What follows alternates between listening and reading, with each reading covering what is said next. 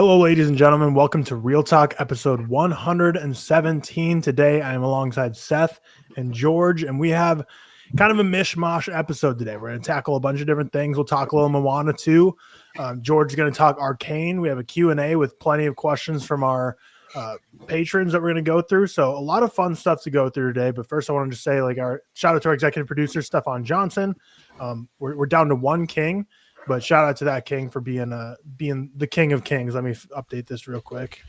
And but also on that note for Patreon, I want to mention that we are doing a discount from now until the new year. Use code SANTA, spelled exactly as you would think, for 20% off your first month or year as a patron.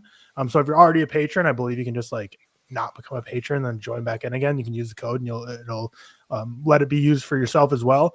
So whether you haven't been a patron before and you want to try it out, feel free to try it here. You get 20% off your first month. Or if you want to just, for a fact you're going to be a Patreon for a long time coming, just bulk stock up on a full year of Patreon at a discounted rate. So one thing I did compile yesterday was we have so many exclusive episodes these days on Patreon. So I'm just going to share this list I put together. So if you've been looking for bonus ReelTok content to fill your day, we have Patreon reviews for all of the movies you'll see on your screen here. I'm not going to read them all off because it's 92 to be specific, but stuff from some of the highest, most critically acclaimed movies of all time to stuff from the past few years that we just haven't gotten to on the ReelTok podcast to everything in between to some of the most niche stuff I never would have ever thought to be reviewed, which fascinating that I sorted this by average rating was Queen of the Trap House is above The Wrong Missy, so that's kind of insane. But shout out Jeff Profit for getting up there. But we have all of these exclusive reviews ready to go on Patreon, so go check that out. Use code Santa for 20% off. But the big announcement this week, much bigger than this, is that our fellow co-host is not here, Cam Walsh, because he is a father again times two times over. Baby Sutton. Congratulations, Cam and Emma. Gorgeous child. Very excited for you too. It was almost a Thanksgiving baby, but huge congrats. I can only imagine what the next few months are going to be like for y'all with how chaotic and crazy it'll be, but I'm sure you guys are very happy to have another baby in the world. So shout out to you for being just a growing, evolving family. The ReelTok family continues growing in front of our eyes. So congratulations, Cam. And we'll see you when we see you. I'm sure you're going to take some much deserved time off from both your real job and your ReelTok podcast job to be on baby duty. But in honor of that, I figured let's do a draft of our favorite parent-child relationships in film in honor of Sutton Walsh. So let me share our draft board. Here we go. So we're jumping right into a draft before we even get into the rest of the pod. We're doing this first. Yeah, we're doing it first. We're jumping right into it. Going from the announcement of Cam's new baby to just jumping right into this draft of our favorite parent-child relationships in film. A lot of ways you could go with these. There's no real restrictions. Whatever you're feeling for the vibes. Just your favorite parent-child relationships in film. We'll start with Seth. What do you got for us? Yeah, I've got a few down. There's a few ways. I don't think a clear, So here's a question: does it have to be their official parent? What, dude? No, I think adoptive. If it's an adoptive parent, that works. But if it's not like a foster child, why? Because that's not their parent. No, but if it's like they raise them, no, I think that works. I think it's the same relationship as a parent. Who do you have in mind? Aunt May and Toby. I think that's completely fair. I don't think so. She raised him though. It's not his parent. Yeah, but she raised him as her own, and they have a parent-child relationship. I don't know. I feel like we're there. I have some adoptive parents on my board, but if you're getting adopted, Aunt May's a little. But is he officially adopted though? No, but she is she's just his guardian. Yeah, but if you look at the relationship, it's like a parent-child relationship. Right, we're taking a non-serious draft too seriously. Just take Aunt May. Okay. I don't care. Aunt May and Peter Parker. Let us know in the comments if that should count. let us know. And then next up will be me. I feel like I'll go a classic parent-child relationship, Nemo and Marlin. I was gonna go with that. That's a Yeah, good I'll go that one. one down. And then back to back for George. Coming of age feels easiest here, so I'm gonna go with Chris and Chung Sing from Didi. I think those are two. That's a great mother-son relationship. I wrote a whole letterbox review about that. And then I kind of want to I don't even know if this is on your radar, Tyler, but I want to take it before you take it. I'm going to go Tim and his dad from About Time. About Time, yeah, that was on mine. That's like the all-time dad movie. Yeah, exactly. What is Bill Nye's name in that movie? He does not have a name. His name is just Oh, Dad. yeah, it is Tim and Dad. Yeah. That's how you know he's just the dad of all dads. He's just the dad. He's got no name. It's just Dad. Okay, back to me. Yeah, that's good. That wasn't even on my board. It's good stuff. I'm gonna go. I'll go with Boyhood. I feel like I'm drafting Boyhood stuff all the time. But I'll go Mason and Mason Jr., Ethan Hawke and Eller Coltrane. I need to watch that. You still haven't seen it? No, I don't know Wow. why. I'll go Callum and Sophie, After Sun. Mm-hmm. I feel like that's a good one in terms of relationship. And then I'll follow that up with Indiana Jones and his dad, whose name is escaping me, in The Last Crusade. That's a fucking great one. I mean, Henry. I'm pulling up his Professor name. Henry. Yeah, Henry Jones, Indiana Jones, and Henry Jones. Yeah, Sean Connery. Sean Connery. Indiana Jones. And then back to me. I will go with I'll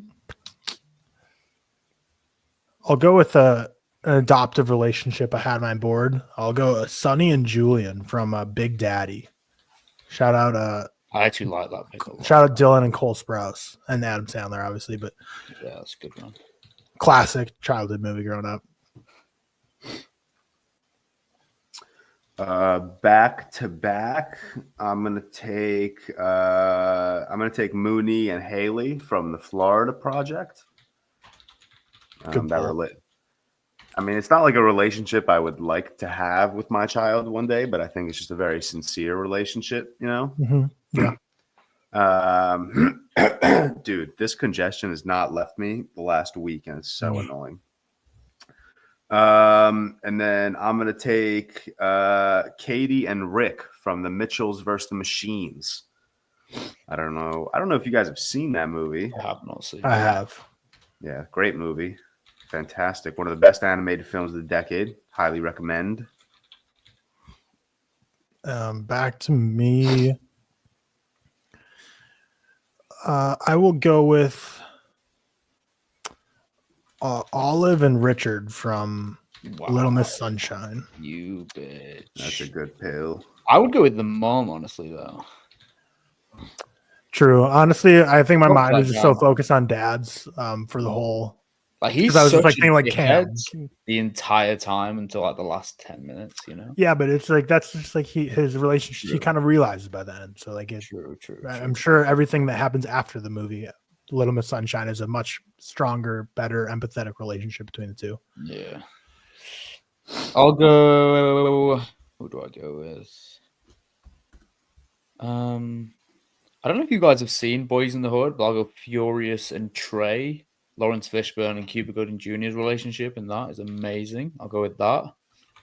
And then for my final pick, I will go for. I feel like I'm missing obvious ones here. Who's on Trey? Is his name? Yeah, Trey. Yeah. Let me think.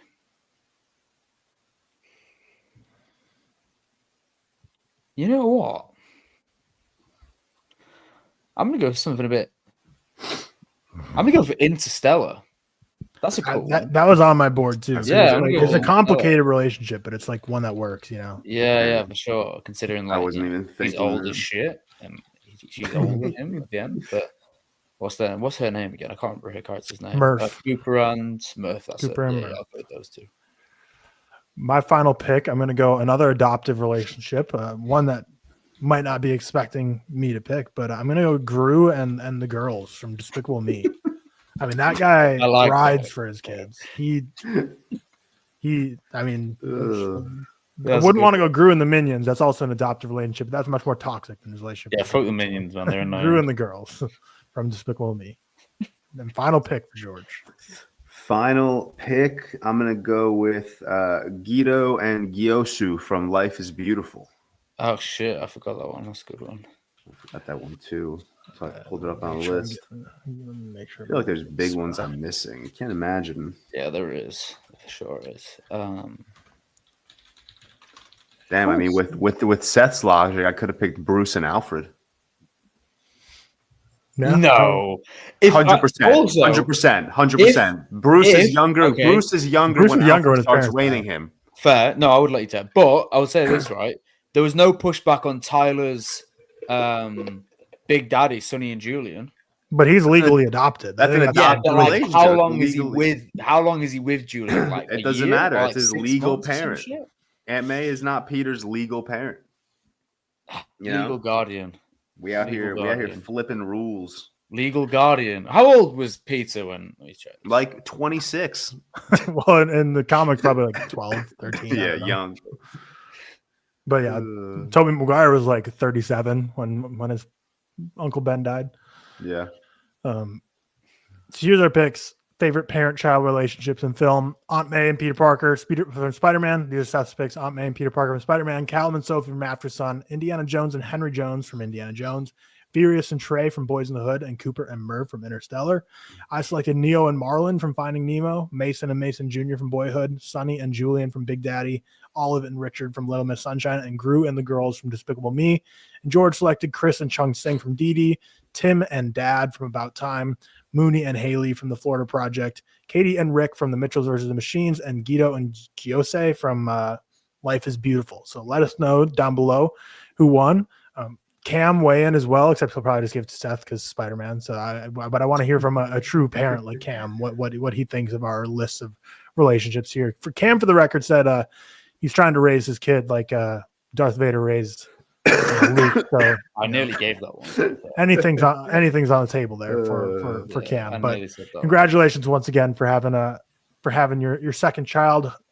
Seems like everyone in the family's healthy and happy, so we hope that continues, and we'll look forward to hearing from you when we do. But with that, we'll get into our bulk of the episode now to divert with that little fun draft to just kick us off to celebrate the news. But with that, we will dive into the classic. How have we been doing? What have we been watching? George, we'll start with you. So you've been sick. You're kind of coming back to life, still a little congested. How you doing? The congestion's just killing me, man. And now it's like I'm feeling it in my throat. I don't know what's going on, but still have not had a fever. So I don't know if I'm being lied to by my thermometer or if I'm just truly just this congested. But one quick diversion. Breaking news from Cam Walsh. He did just send me his top five father-child relationships. So I asked for him last night. He got it to me, of course, 2 minutes after we finished our draft. So come on, Cam, don't you have anything better to do than texting me your top 5 parent-child relationships? Here's his top 5. None of them were picked by us. So wow. Yeah, none of them were picked by us. Miles Morales and Jeffrey Davies. Yeah. So I guess Spider-Man relationship again, but the Spider-Verse. Simba and Mufasa, of course. I feel like that one's kind of a miss. From The Lion King. Yeah, it's a miss. Carl Casper and Percy from Chef. That's a great relationship. They go across country in that food truck together. Great bonding. He says Ted Lasso and his kid. Then in parentheses, I'm running out of ideas. So Ted Lasso and his kid. And then the final one, Papa Elf and Elf from Elf. So there's Cam's top 5. But top 3 is valid. Yeah. Where was I? So still feeling a little under the weather, but fine. Went home a little earlier this week. than I had expected for Thanksgiving. I was going to go home like Wednesday morning, but I ended up going home Monday night. So I had a couple extra days at home. My sister came from Charleston. My other sister lives a couple blocks away from me in the city. She was also home. So good holiday. We host, my parents host Thanksgiving. So all of my extended family comes over, and then Victoria and I start at my house, and then we go to her aunt's house because her aunt hosts on her side. So thankfully, the two drives between two houses is like 20 minutes. So it's an easy holiday for us. What else did I do this week? Nothing. Work was fine. Work, the way they structure like their like end of year stuff is very interesting. I have to get everything done by the end of November. So I obviously saved it till last minute. So Friday after Thanksgiving, I was working for like 3-4 hours, just grinding away at end of year reviews, trying to figure out like compensation things for my team and stuff like that. And then they take like planning and goal setting for the new year very seriously. So I have to kind of go, employee by employee that works for me, and like really outline like their goals and, what I expect from them in 2025 and things like that. So I worked a little bit on Friday doing that. And then I came back to the city Friday night. So I've been in the city, just kind of hanging about. I absolutely binged Arcane yesterday, which I'll talk about in a little bit. I watched Act 2 and 3. I was a little delayed. Everyone kept asking if I didn't like Act 1. Is that why I stopped watching Act 2 and 3?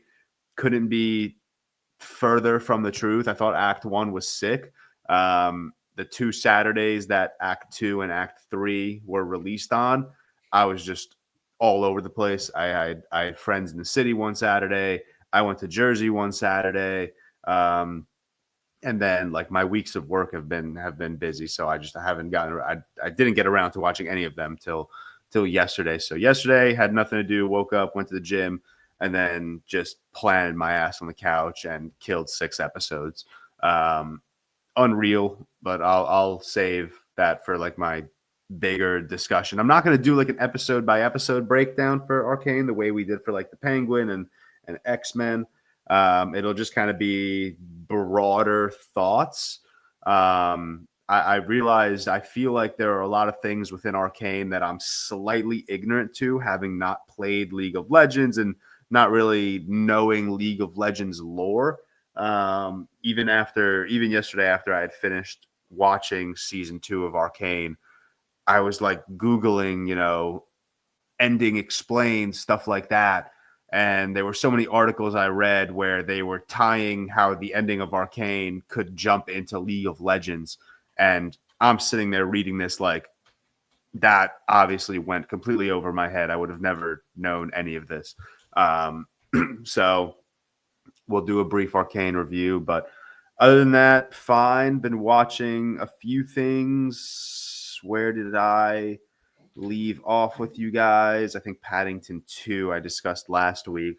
So it was a really slow week of watches. I watched I Love You Man, the Jason George. Segel. I didn't like it, man. I mean, I didn't hate it. I really like Lily, man. I was just looking. I was by myself. Victoria was out. I was by myself, and I was like, I just want like a stupid comedy right now. Like that's what I want.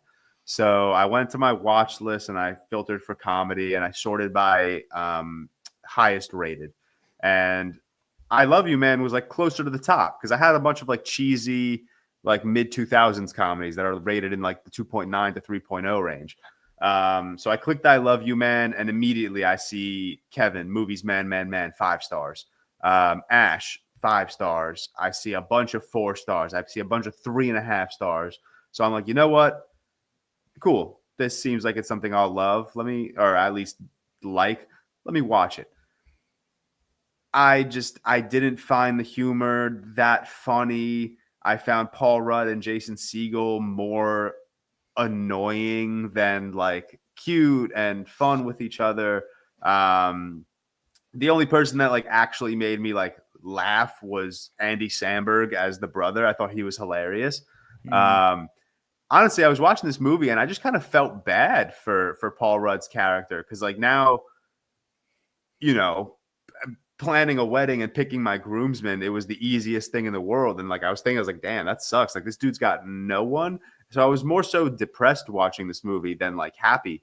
But it was fine. It was like very fine. There were moments that made me chuckle. There were moments that kind of made me roll my eyes.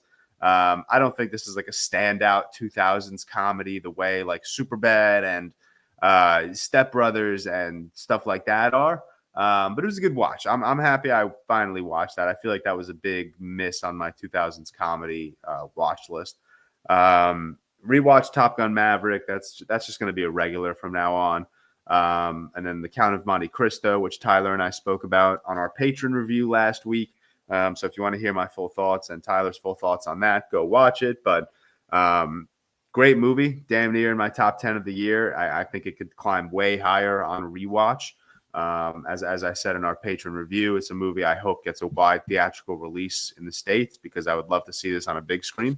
Die Hard I watched. I feel like every year on Thanksgiving and Christmas, while we're like setting up and getting ready for family, I'll just throw Die Hard on the TV and watch it. I usually don't log it because I'm usually not like really watching it. It's just kind of background noise, but I actually watched it on Thanksgiving morning while, you know, my mom and sisters were preparing the kitchen. Wallace and Gromit, Curse the Were-Rabbit. Yeah. We'll talk about that on our Patreon review. It's good. That's about it. Sorry. It's a masterpiece. We'll talk about that further on our Patreon review. So if you want to hear all three of our thoughts on that, subscribe to the Patreon. There's a discount. Code Santa. Good Will Hunting. I have not seen Good Will Hunting in a long time. For a movie that has been so consistent on my favorites list. Were you not on our review of that? Maybe you weren't on that. We reviewed that. I'm sure we did. Did we review that on the podcast? Yeah, I believe I was going through the Patreon list. I believe that was actually the first ever Patreon exclusive. Oh shit! Review. Wow. Then, yeah, no, I was not on that. Or was I on that? And maybe I just didn't rewatch it for the episode. But either way, this is the first time I rewatched this movie since probably like college. It's so good. It is so fucking beautiful, man. Robin Williams is stunning, dude. And then Matt Damon obviously is just phenomenal. And last night after I binged Arcane, I was just in an animated mood, so I immediately threw on Transformers 1. That movie rips, dude. That movie absolutely fucks. That whole third act is just it's meaningful fan service. That's the best way I can describe it. I'm not going to sit here and tell you that it's not fan service, but it at least means something and it like plays well into the narrative. I think when I first reviewed Transformers 1, when I had first seen it, I compared it to Hayden Christensen's appearance in Ahsoka. Like that's meaningful fan service. Like it actually means something to the story, to the characters. It's not just there for an applause.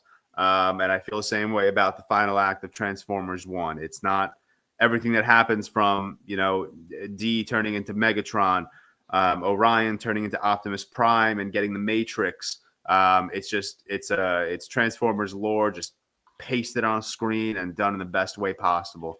So it's nice. It's nice fan service. Nice seeing fan service that actually has meaning, as opposed to like something like Deadpool and Wolverine, which is just absolute, just here, you know, here's a character, applaud, that's it, and shit like that. But yeah, that's it. It was a slow week of watches, unfortunately. This week's gonna be sick. I'm excited for next week's episode to talk about everything. I'm seeing Nosferatu tomorrow. So I'm really excited about that. Seth, I'm hyped for you that you got an early screening. Yeah. I would have been sad if you had to wait till January. Same. Very sad. I mean, we still have to likely wait till January to review it for Cam and Tyler to watch, but Or it's Christmas, isn't it? So like whatever our Christmas first Day. Yeah, episode it's is in the after US. Christmas. Christmas Day. Yeah, it's Christmas It's like Day. December 30th, I believe, will probably be Yeah. our episode on it. So yeah, Nosferatu on Monday, and then Victoria got tickets to a re-release of The Holiday. At I don't know which theater we're going to, but I don't know how she found this. But it's a re-release of The Holiday, which is the Cameron Diaz, Kate Winslet, Jude Law, Jack Black movie, the Christmas movie. And it's I haven't seen it. hosted the early screening or the re-release by Cameron Diaz's wine company. Okay. So it seems like a cool thing. You go, you eat, you drink wine. Victoria told me they did one of these in London, and Cameron Diaz made an appearance. So Victoria is really holding out hope that Cameron Diaz is going to be there. But that's Thursday, and then Friday is Interstellar, and I've genuinely never been more excited for anything in my entire life. Is it a 70 re-release? Say that again? Is it a 70mm re-release? I think so, yeah. Oh shit! I don't think we got that. But yeah, that's Interstellar on the Lincoln Square IMAX screen is like my number one. I need this in my life. So I am gonna have the longest week of work just getting to Friday. But I'm so excited. But that's me. That's my week and my upcoming week. Nice. Seth, how about yourself? What have you been up to? How you been doing? What have you been watching? Yeah, I watched a few things like week wise outside of films, pretty shit to be honest. But watch wise, I've watched quite a bit this week. I started True Detective, season 1. Watched the first 2 episodes. Really good so far. Yeah, man, it's definitely looking to be my thing. I know it's on like 8 episodes, I think, and like the reason I chose True Detective, and I watched I was gonna watch Sopranos, then I was like, kind of want to watch True Detective because it's been one of those that I've just had, because whenever I do a video on like TV shows, people are like, oh, True Detective season 1, best season of all time. First 2 episodes are great, really, really good, and I think I'm going to really, really enjoy it. I think Matthew McConaughey and Woody Harrelson are like the perfect fucking guys for their respective roles. So yeah, I think I'm going to really enjoy that. Went on. Looks like a movie podcast yesterday. We chatted Eyes Wide Shut, obviously for one of their Christmas episodes. That was cool. Watched Blink Twice, Zoe Kravitz's film from this year. I didn't like it at all. I think I said in my review like it has to be in the running for like the biggest drop off from first half to second. Like the ending for me was just like awful. Also watched Strange Darling, another release from this year. Didn't like that either, to be honest. I think it's kind of terrible in terms of script. It's got some like cool visual gimmicks, but that's kind of about it. Watched Star Wars. Oh, I spoke about that last week. I rewatched that. Watched The Wrong Trousers, which is another Wallace and Gromit one. Watched Lost Highway, which is pretty good film. Lost Highway is like my Top Gun Maverick for George, or like Batman for George. It feels like now. I'm just like watching that shit whenever I feel like it, Watched The Ascent, one of my favorite war films ever. I picked up the Criterion of that, rewatched that. That was kind of. Oh, and I rewatched Frenzy, Hitchcock's Frenzy this morning, which is like one of his most kind of insanely just nasty, but also funny films, and that was really, really cool. Other than that, not much. Like George mentioned, I am going to go see Nosferatu. I think it's on the 10th. I'm seeing Nosferatu, which is, really, really good because I think it's the 3rd or 4th it releases here. So it would have been shit having to wait 10 extra days or whatever after everyone else. I'm seeing online. So really, really excited for that. It's like one of my most anticipated films ever. I think we discussed it on one of our first episodes of how much we were all excited for it, especially with how much I love Eggers' other films.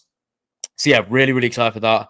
Other than that, nothing really else this week. That's pretty much it. Yeah, for me this week, not a whole lot. There's obviously Thanksgiving, so got a couple days off of work. So that was the best part of it, honestly, just getting some time off. Riley worked on Thanksgiving, so on Wednesdays when we did it's like the day early, we did our whole cook a bunch of stuff, hang out, eat. Did ham, some hash browns, stuffing, and then pie. So it was a very good holiday. Big fan of Thanksgiving because you just get so many leftovers. I've just been eating, I can just go to the fridge and just grab a slice of ham whenever, and that's just the best thing ever. Just having meat is on tap. But it was a good holiday. About to be spending the next 2 weeks traveling for work, so it's gonna be hectic. Leave tomorrow for a week, going to Pennsylvania. I'll be in both Philadelphia and Pittsburgh, so not looking forward to that at all. Every time work travel comes back around, I get like depressed. I'm like, God damn it, I have to go travel again. But thankful for it, I guess. So it's cool opportunities, but it's definitely a grind. But yeah, that's pretty much the week. Watching a lot of football. Haven't been watching a ton of movies. But what I have been watching is, so we saw Wicked on Tuesday night. Liked it a good amount. I gave it a 3.5. But it's one of those that I feel like I could honestly probably bump up to a 4 on rewatch. And it's almost getting harder to defend my 3.5 every day because I am singing the songs 24/7. But obviously the songs don't equate to a great film. But the songs are just stuck in my head. Ariana Grande is obviously getting a ton of like Oscar buzz and people praising her, but I think Cynthia Erivo, which she's getting some too, but I feel like it's definitely been louder for Ariana Grande. I think Cynthia Erivo is like every bit is equally phenomenal. And I think any conversation talks about how great Ariana Grande is needs to include Cynthia Erivo. But yeah, I had such low expectations going into this. I thought all the first looks looked pretty ugly. I thought all the interviews were just completely insufferable. But all that was wiped away, at least the interviews part. Like I was so surprised how much I like loved Ariana and Cynthia. The interviews are still insufferable. Yeah, and like there's like commercials that I like just make me want to like put a power drill through my temple, but like I was surprised. I like they're 0% annoying, and just absolutely loved everything about them in the movie. But yeah, just their press tour, it's something for sure. It's terrible, man. But loved that. Songs were. Well, okay, I'll say songs were great, but songs were good. The thing that I got really annoyed with is they intersplice the songs too much. Like Defying Gravity has no momentum. Like I try to re-listen to it and it's like a verse, then I'll just like have to, and I get like that's how me, I don't know. I just feel like Defying Gravity is like the song especially for Wicked, but like for Broadway in general, that's like the all-timer song, but it just had very little momentum in the movie to me. And like when I re-listen to the soundtrack too, because they break it up too much with all the talking. Like I just give me the powerful song. But still really liked Wicked. We'll be rewatching it, I imagine, whether it's in theaters again with Riley or whenever it eventually comes out, which probably won't be till like January or sometime 2025. But yeah, I think the movie was about as dull looking as I was expecting, but didn't really care. Like I just was whisked up into the magical world of Wicked.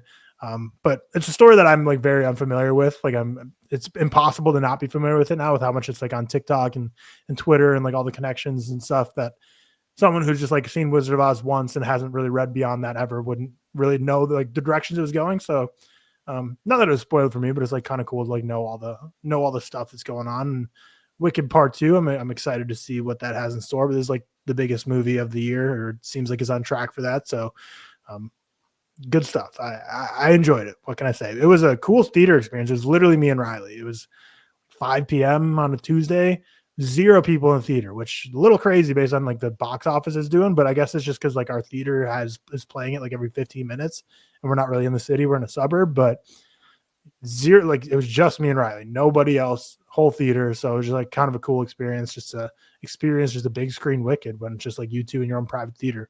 And then on our Thanksgiving, which is on the Wednesday, we watched How the Grinch Stole Christmas, which is a staple of every holiday season. We give it a rewatch. I'm a big fan of that movie. That was like my go-to as a kid growing up, and it's just good to revisit. That's the Jim Carrey one, isn't it? Not the animated one. Correct. Yeah, I don't know if you can call it the original because I don't know if there's like an animated version before that, but for sure live action. Yeah, but the Ron Howard, Jim Carrey. I still love Jim Carrey in that role so much, man. I don't know if anyone could pull it off as well as he did. No, for sure. And then we watched Harry Potter and the Order of Phoenix. This is like a 1.5 year long running rewatch of Harry Potter that like I feel like every 3 to 4 months I pop on the ReelTok podcast and say like, all right, we just watched Goblet of Fire like 3 months after watching Prisoner of Azkaban. So here we are with Order of the Phoenix. But now like the end's so in sight with just like 6 and then 7 part 1 and part 2 that I will probably crank them out before the end of the new year, especially with time off for like the upcoming holidays. But yeah, Harry Potter rewatch is a blast. Love that franchise. It's taken us 1.5 years to rewatch it, but never gonna turn down a Harry Potter watch. But where does it fall in your Potter ranking? I give it a 3.5, but I don't know my rankings right now. Order the Phoenix, dude. It's fine. It's a fine. It's final so act good, dude. The dude. final act is like, yeah, the final act. Yeah, but you can say the final act of Goblet of Fire is so good too. The final act of but Goblet of Half-Blood Fire Prince. is so good Bro. anyway. Like Harry Potter's is great at final acts. No, I think Order of the Phoenix, like so Umbridge, good. the whole like Order of the Phoenix is the only Harry Potter movie that actually dives into like how much weight Harry is carrying being the chosen one. Like that boy is depressed. Is so cool with Umbridge and stuff. Like, it's and then cool. every single scene with him and Snape, like where Snape is trying to warp his mind and like help him, dude. The only bad thing about the Order of Phoenix is his relationship with Cho, the way that developed. That is bad. That's rough. Yeah, but outside of that, I'm there. I really like Order of the Phoenix. Yeah. I mean, I don't dislike any Harry Potter movie, so 3.5 for me. It's definitely on the bottom half of my rankings, but I don't dislike any Harry Potter movie. But yeah, we'll see where the rest fall. Half-Blood Prince is like the most forgettable for me in the fact that like I remember the ending, but like every time I go into rewatch, I'm like, oh yeah, I forgot about all this about it. So we'll see where that falls next time I watch it. You dare use my own spell against me? That's good. right. I am the Half-Blood Prince. I don't think anything will dethrone Deathly Hallows Part 1 for me, though. I think that's just like always going to be my number one. Over The Prisoner? Yeah, over Prisoners, all like they're both tied. I don't know how you want to rack and stack them. They're both like 5 stars or 4.5 stars for me. One of those movies got Alfonso Cuarón sauce, though. Yeah, one movie has more sauce, but one movie the emotion just hits me more. Yeah, fair. But yeah, David Yates just can't do anything outside of Harry Potter. But his Harry Potter movies are solid at least. But Fantastic Beasts stink. Legend of Tarzan stinks. Pain Hustlers terrible. But yeah, we watched that, and then what else? Is that it? No, I watched Here. So I watched Robert Zemeckis' Here. Oh, you watched that? I don't think I saw you. Dude, there's no way this movie is anything above a 1 star. I think it looks pretty good. Like, it looks. I gave it a 3. There's no way people saw that clip of the box in the bottom corner of the screen, and a stationary room appears with people opening gifts. That looks cool. No, it doesn't. I like that. It's the same. Well, which is why I need to rewatch Ang Lee's Hulk, because it's a graphic novel that's completely like it's like 1-to-1 completely taken from like book 2 screen. Yeah, and it's a fascinating exploration of like space and time. I will say, a movie that's made like completely with generative AI. So if you're that's not your thing, that don't too. watch How Here. is no one talking about that, dude? George, you have to realize people are very performative when it comes to AI. Yeah, you have to realize this. People just pick and choose. If it's their guy like Robert Zemeckis, they'll be okay. Robert Zemeckis should be no one's guy with the run he's been having by the century. Yeah, but people still like him because he pushes technology forward. Now he's pushing. Yeah, with AI. But I think once James Cameron said he's using AI, I think the AI warriors gave up the fight. But it's just something. It's unavoidable, which is I know some people ride hard for it, but yeah. What did you give it? Sorry, I don't know if you said that. I haven't seen your review. But here. Whose review? Yours. What did you give it? 3-star. So it moved me. I think Sophie's review said the same thing. It's just like it's very like sentimental film, especially if you consider yourself more of like an empath. I think the clips on Twitter will made me want to go watch because I'm like, this movie looks insane. Plus, I've been talking about it for weeks on the pod. Like I'm like I want to see it, even though I think I'm gonna hate it. I also thought I was gonna hate Wicked, and I like that too. But I had a good time with it. I think it surprised me how much it worked because it literally is just like a stationary camera for the 99.99% of it, and starts off with freaking dinosaurs, and you have Native American. Like it's a wild movie that just Tree of Life shit. Yeah, exactly. It explores the space and time that occurs within this one plot of land and everything that passes through it throughout America's history. Based on what movie novel. does that better? I haven't seen Here, so I can't say better. But what movie does that you should watch is A Ghost Story, and you did watch it. We talked about it. I watch it. A Ghost Story is definitely better than Here. No doubt. But yeah, A Ghost Story is way better than Here. But we reviewed that. That's also a shout out Patreon reviews. Go check that out. We did a Patreon review on David Lowery's A Ghost Story. That was one of our earlier ones. Mm-hmm. But yeah, it makes me want to rewatch the first thing I thought when I watched it is I just want to rewatch Ang Lee's Hulk because I gave that a low score like 3 years ago, and that's translates a comic directly to the screen with the panels. This does the same thing when translating it directly. interesting. Like, and also I want to know the whole like generative AI, like how much it uses, because the two people are Tom Hanks and Robin Wright, and it says like they basically trained a model based on like their faces when they were younger to like de-age them. But like Robert Zemeckis directed Forrest Gump, which is also Tom Hanks and Robin Wright. So like if they just fed it like Forrest Gump, like I don't know, would that be ethical? I don't know. I'm not an AI genius. I don't know if that's ethical or not, or if that changes things, but figure Robert Zemeckis uses people in this movie that he works with regularly. So maybe that like maybe he was feeding the Pinocchio models from the 2022 classic. What's Tom Hanks like in it? Is he any good? Tom Hanks gives an exactly Tom Hanks performance in this. Exactly. I don't know anymore because he can either go good or like really bad. Like yeah, I mean it's a standard Tom Hanks. This feels like it's in the like I don't know. It's not 90s, kooky or crazy 80s. Like a Pinocchio. It's just like Tom Hanks shows up and does Tom Hanks, and for what this movie needed is fine. But it also has obviously Robin Wright, like I said, and the only other actor I really recognize was Paul Bettany, plays like Tom Hanks's dad. Which is just weird because I bet Paul Bettany's younger than. He's probably younger. Yeah. Paul Bettany was born in 1971. Tom Hanks was born in 57. Doesn't guess. You guess 57? My computer's like says there's not enough memory to open this. 1956. This is 15 years older, but he plays his dad. So it's interesting. But yeah, instead of recasting actors at different ages, they just decided to, roll with de-aging. So, Robert Zemeckis is always a guy who likes to play around with things, and I think it rarely works. And I don't think this is like a home run by any stretch of imagination, but I was overly sentimental. It hit me right where it needed to. The time flew by, and it worked in ways that I wasn't expecting. So I gave here a 3-star. And then lastly, Walton Gromit Curse of the Were-Rabbit, we will be reviewing for our Patreon members on Friday. Again, use code Santa for 20% off. Now we'll get into the rest of the episode. So I'm going to spend 15 seconds talking about Moana 2 because I did not see Moana 2. I had a come to Jesus moment last night where I said, should I go see Moana 2? And then I was like, does the ReelTok podcast listeners actually care about my thoughts on Moana 2? Is there something that I need to go out of my way and push myself to see Moana 2 for the listeners? And I think the answer is no. I think people are going to be okay with not hearing our thoughts on Moana 2.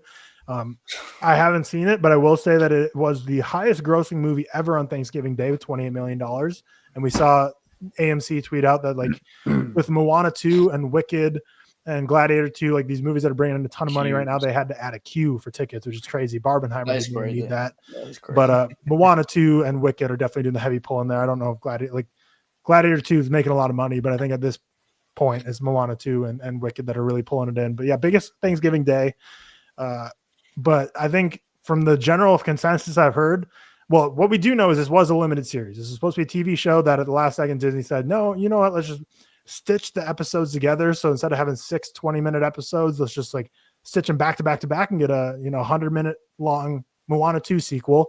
And they were right for doing that because they made a crap ton of money, and clearly it's paying off for them. So it's very much a limited series. Everyone's mentioning that you can very much tell where the episode ends and the episode begins. And I think the general vibe from all my mutuals is that whatever you rate Moana 1, probably 1 to 1.5 stars lower is where you're exactly going to fall on Moana 2. Like it's not going to be as good, but if you're a general fan of Moana, you're probably going to like Moana 2. If you're kind of in the middle on Moana, you're going to be like, this is a waste and unnecessary sequel for Moana 2.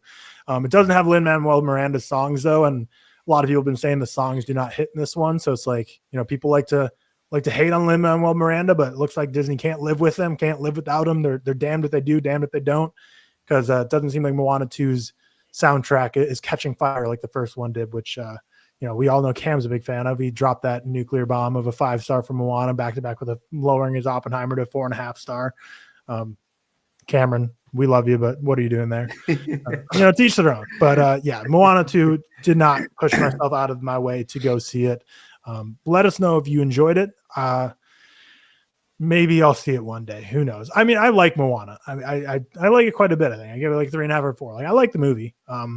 But I don't know what I'm more interested in, the Moana 2 or the Moana live action movie. And I think the answer is just like equally no for both of them. But I'm sure this will be something I'll throw on one day when it's on Disney Plus, when I'm folding laundry or something, just so I can listen to some music. But there's my review of Moana 2. I hope you're all thankful for that this Thanksgiving season.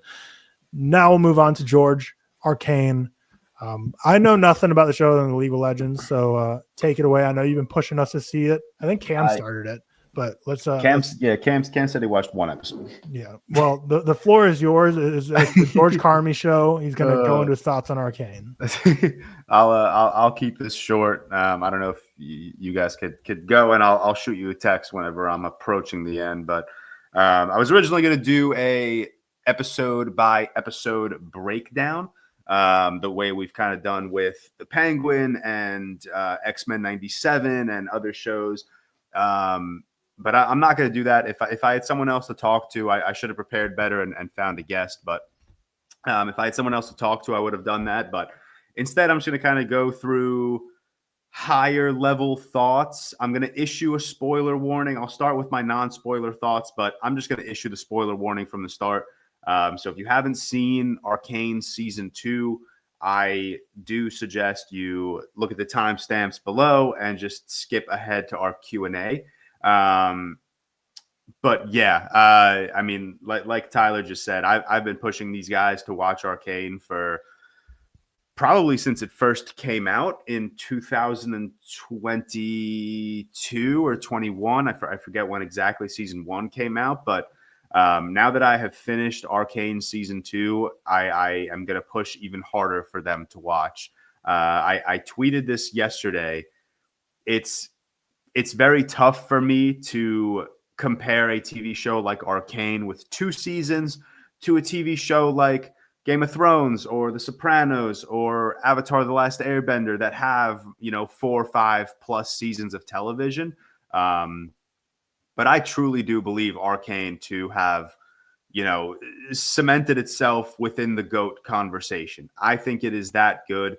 I've upheld the idea and the thought that Season 1 of Arcane is not only one of the best Season 1s of television ever, it is likely in my top 3 Season 1s of television ever, right there with Game of Thrones Season 1 and True Detective Season 1. But Season 1 of Arcane is just one of the best seasons of television ever. And then Season 2 just builds on everything so beautifully, gives us a warranted conclusion. I have some gripes with how quickly this season moved, and I think how quickly it kind of resolved itself, but also at the same time, obviously Season 2 is the last season of Arcane we're going to get. So it's easy to say that the show just ended very quickly. But a big reason why I say that also is because I feel like there's so much more story to tell. Obviously, I've never played League of Legends. I have no knowledge of the game. I genuinely don't even know what the story of League of Legends is. I'm assuming it's these characters just fighting each other for control. But if Season 2 of Arcane is like the perfect cutoff for where League of Legends starts, please tell me, because that will do a lot for how I view the ending of this TV show. Where do we go with this? So we'll start non-spoilery, obviously. It's my same thoughts that I've upheld. The very obvious is the animation. This is some of my favorite style of animation that I've seen since the Spider-Verse movies, since the Mitchells vs. the Machines, since last year's The Boy and the Heron, I think is beautiful. But Arcane just continues to impress me. I'll watch a scene. I'll watch a scene as beautiful looking as one of the opening scenes of Season 2, the memorial. And I'll be like, immediately I was like, wow, they're already hitting us with just gorgeous looking animation. And my thought is, how can they get better from this? And then by the end of the show, a particular standout, and I'll talk about this a little more down the line. Episode 7 might be my favorite episode of the entire season. When Jinx and in that moment, actually, it's Powder. When Powder and Echo are dancing and they kind of realize their love for each other, that whole sequence is so beautiful. It looks like a painting just ripped from a board and put on the screen, right? It looks so gorgeous. And then you have various styles of animation. One animation style that I absolutely love is, and again, I'm going into spoilers, so I am going to kind of jump around here and there talking about spoilers. So if you haven't seen Arcane, just skip past. The animation from the POV of Vander when he's tracking the blood, again, it looks like a beautiful just paintbrush moving itself across the screen. It is fucking gorgeous. And I love that is such an integral part of the storytelling. People talk a lot about cinematography in live action and how a good cinematographer can make the landscape and the setting be such an integral part of the narrative and these characters and make these scenes characters of their own. And I could say the same thing about Arcane, the style of animation, how Jinx, Vi, fucking Caitlyn, Vander, how they all kind of have their very own distinct style of animation when the focus is on their particular character. It just adds so many emotional layers to this TV show that I absolutely fucking love. I'll keep it spoilery. I know I keep jumping into spoilers, but I'll keep it spoiler free for a little bit. There are so many. One thing that I was very excited to continue exploring as we headed into season 2 was the Jinx and Vi relationship. Jinx is. This show does so many things very well. Obviously, the animation and the storytelling, it's obviously very fantastical, maybe even pushes boundaries of science fiction. But what this show has to say on identity, social inequality, family and sibling relationships, power and corruption, that's what makes this show so fucking brilliant. And what I don't see a lot of people talking about, which has obviously been something very near and dear to my heart lately, is just a good representation of, struggling with mental health. And I think Jinx is just such a beautiful representation of someone struggling with her mental health. She cannot let go of her past, no matter how hard she is trying. She has such a complicated bond with her sister. She misses Silco, the only person that probably truly loved her. You see it at the end of season 1 when Silco says, what does he say? After Jinx shoots him, he basically says something along the lines of like, I wouldn't have let them take you or something. And in that moment, I was like, that is the only person on the planet that truly fucking loves her. And she lost him. And then she obviously had a very strong relationship with Vander back in the day prior to Vander's death. And she just cannot seem to let that go. And everything, all of this kind of comes out in season 2, and she's becoming more dangerous. She's becoming more unpredictable. She's still haunted by all of this. Obviously, Vander's death, it's her fault. Silco's death, it's her fault. Maybe her shaky relationship with her sister, not 100% her fault, but it did stem from something she did. So she is someone that is just battling an unbelievable amount of demons. And I love it, but I more so appreciate that this show is taking the time to kind of flesh out the psyche of these characters, because nothing going on in this show is even remotely easy on these characters. Then you have Vi. We season 2 kind of opens with the immediate aftermath of the events of season 1. Caitlyn loses her mom, right? Jace, sorry, not Jace. I'm bouncing back and forth. Caitlyn loses her mom. Vi is,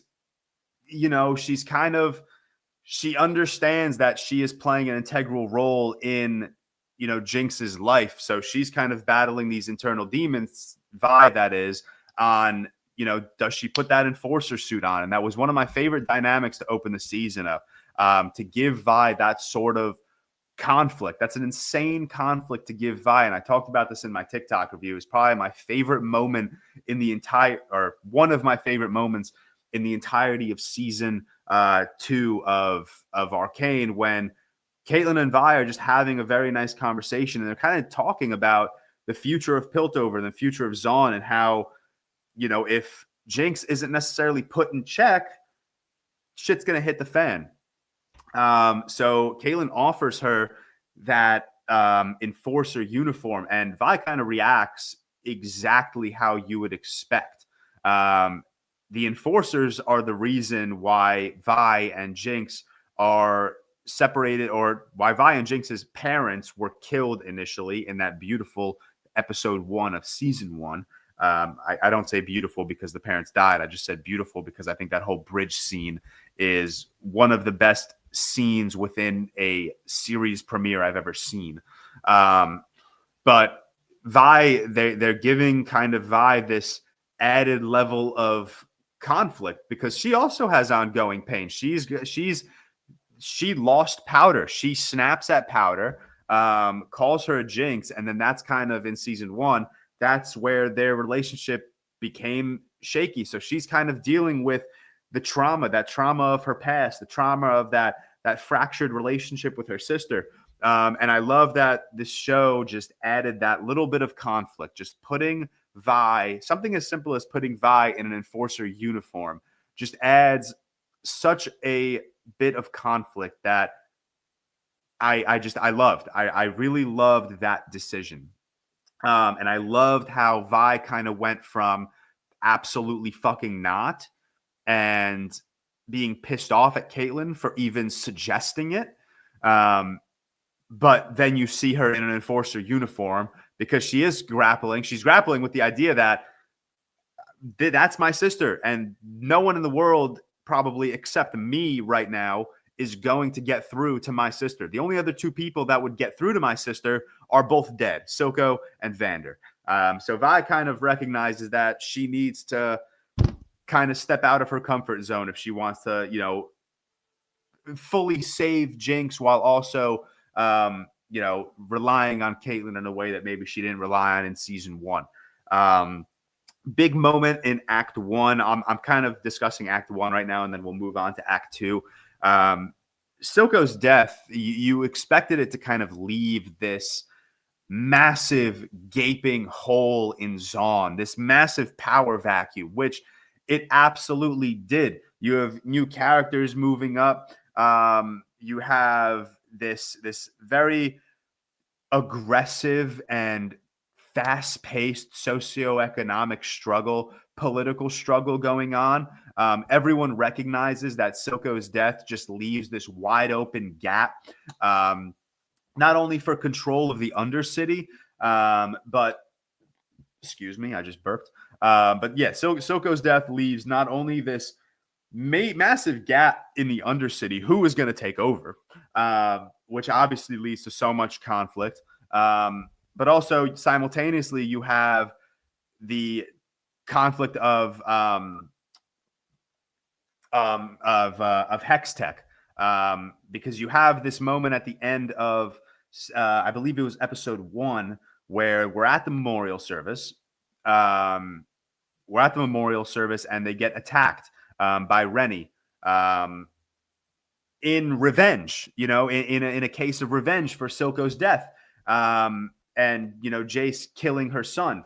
And in that moment, that's kind of where everyone was basically just like, hey, listen, obviously down the line, you find out that attack on the memorial was orchestrated by someone.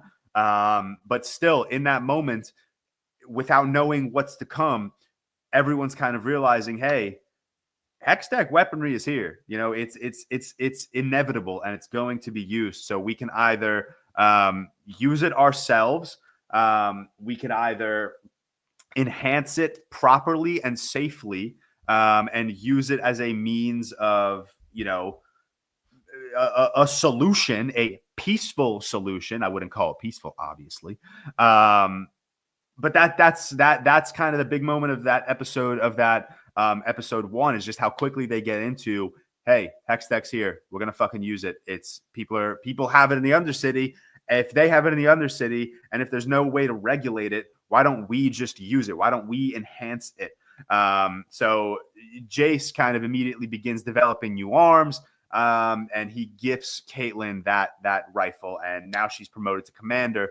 And again, everyone in this show is fucking struggling, man. Everyone is struggling. Caitlyn is struggling because of the death of her mom in the season finale of season 1.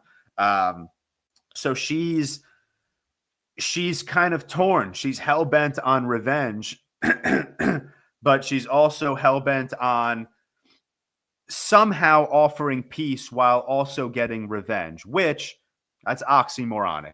Can't do that. Sorry. And then you also have Jace, who is tending to Victor. And man, Victor, where they took Victor's arc in season 2, and again, I am ignorant to League of Legends lore, so I have no idea how Victor plays, how Jace plays into League of Legends gameplay, but damn, I knew from the very first episode of this season that Victor was going to be such a compelling and tragic character. Okay. He should have died in Jinx's attack on Jinx's rocket attack on the council. Should have died, but he was mortally wounded. But in order to save Victor, Jace kind of goes against his promise to destroy the hex score and uses it to save Victor and kind of meshes it with his body. So for the first episode, Jinx is in Jinx, Jesus Christ. Victor is in like a cocoon. And I swear, if you go back to my first TikTok review of episode 1, I was talking about Victor and I was like, something's happening. I don't know League of Legends gameplay, but something is happening and it's going to be fucking electric. And once he comes to, I believe it was episode 2 when he awakes, full metal clad body. And I immediately said to myself, Victor is taking on it was very apparent to me immediately that Victor is taking on this messianic persona.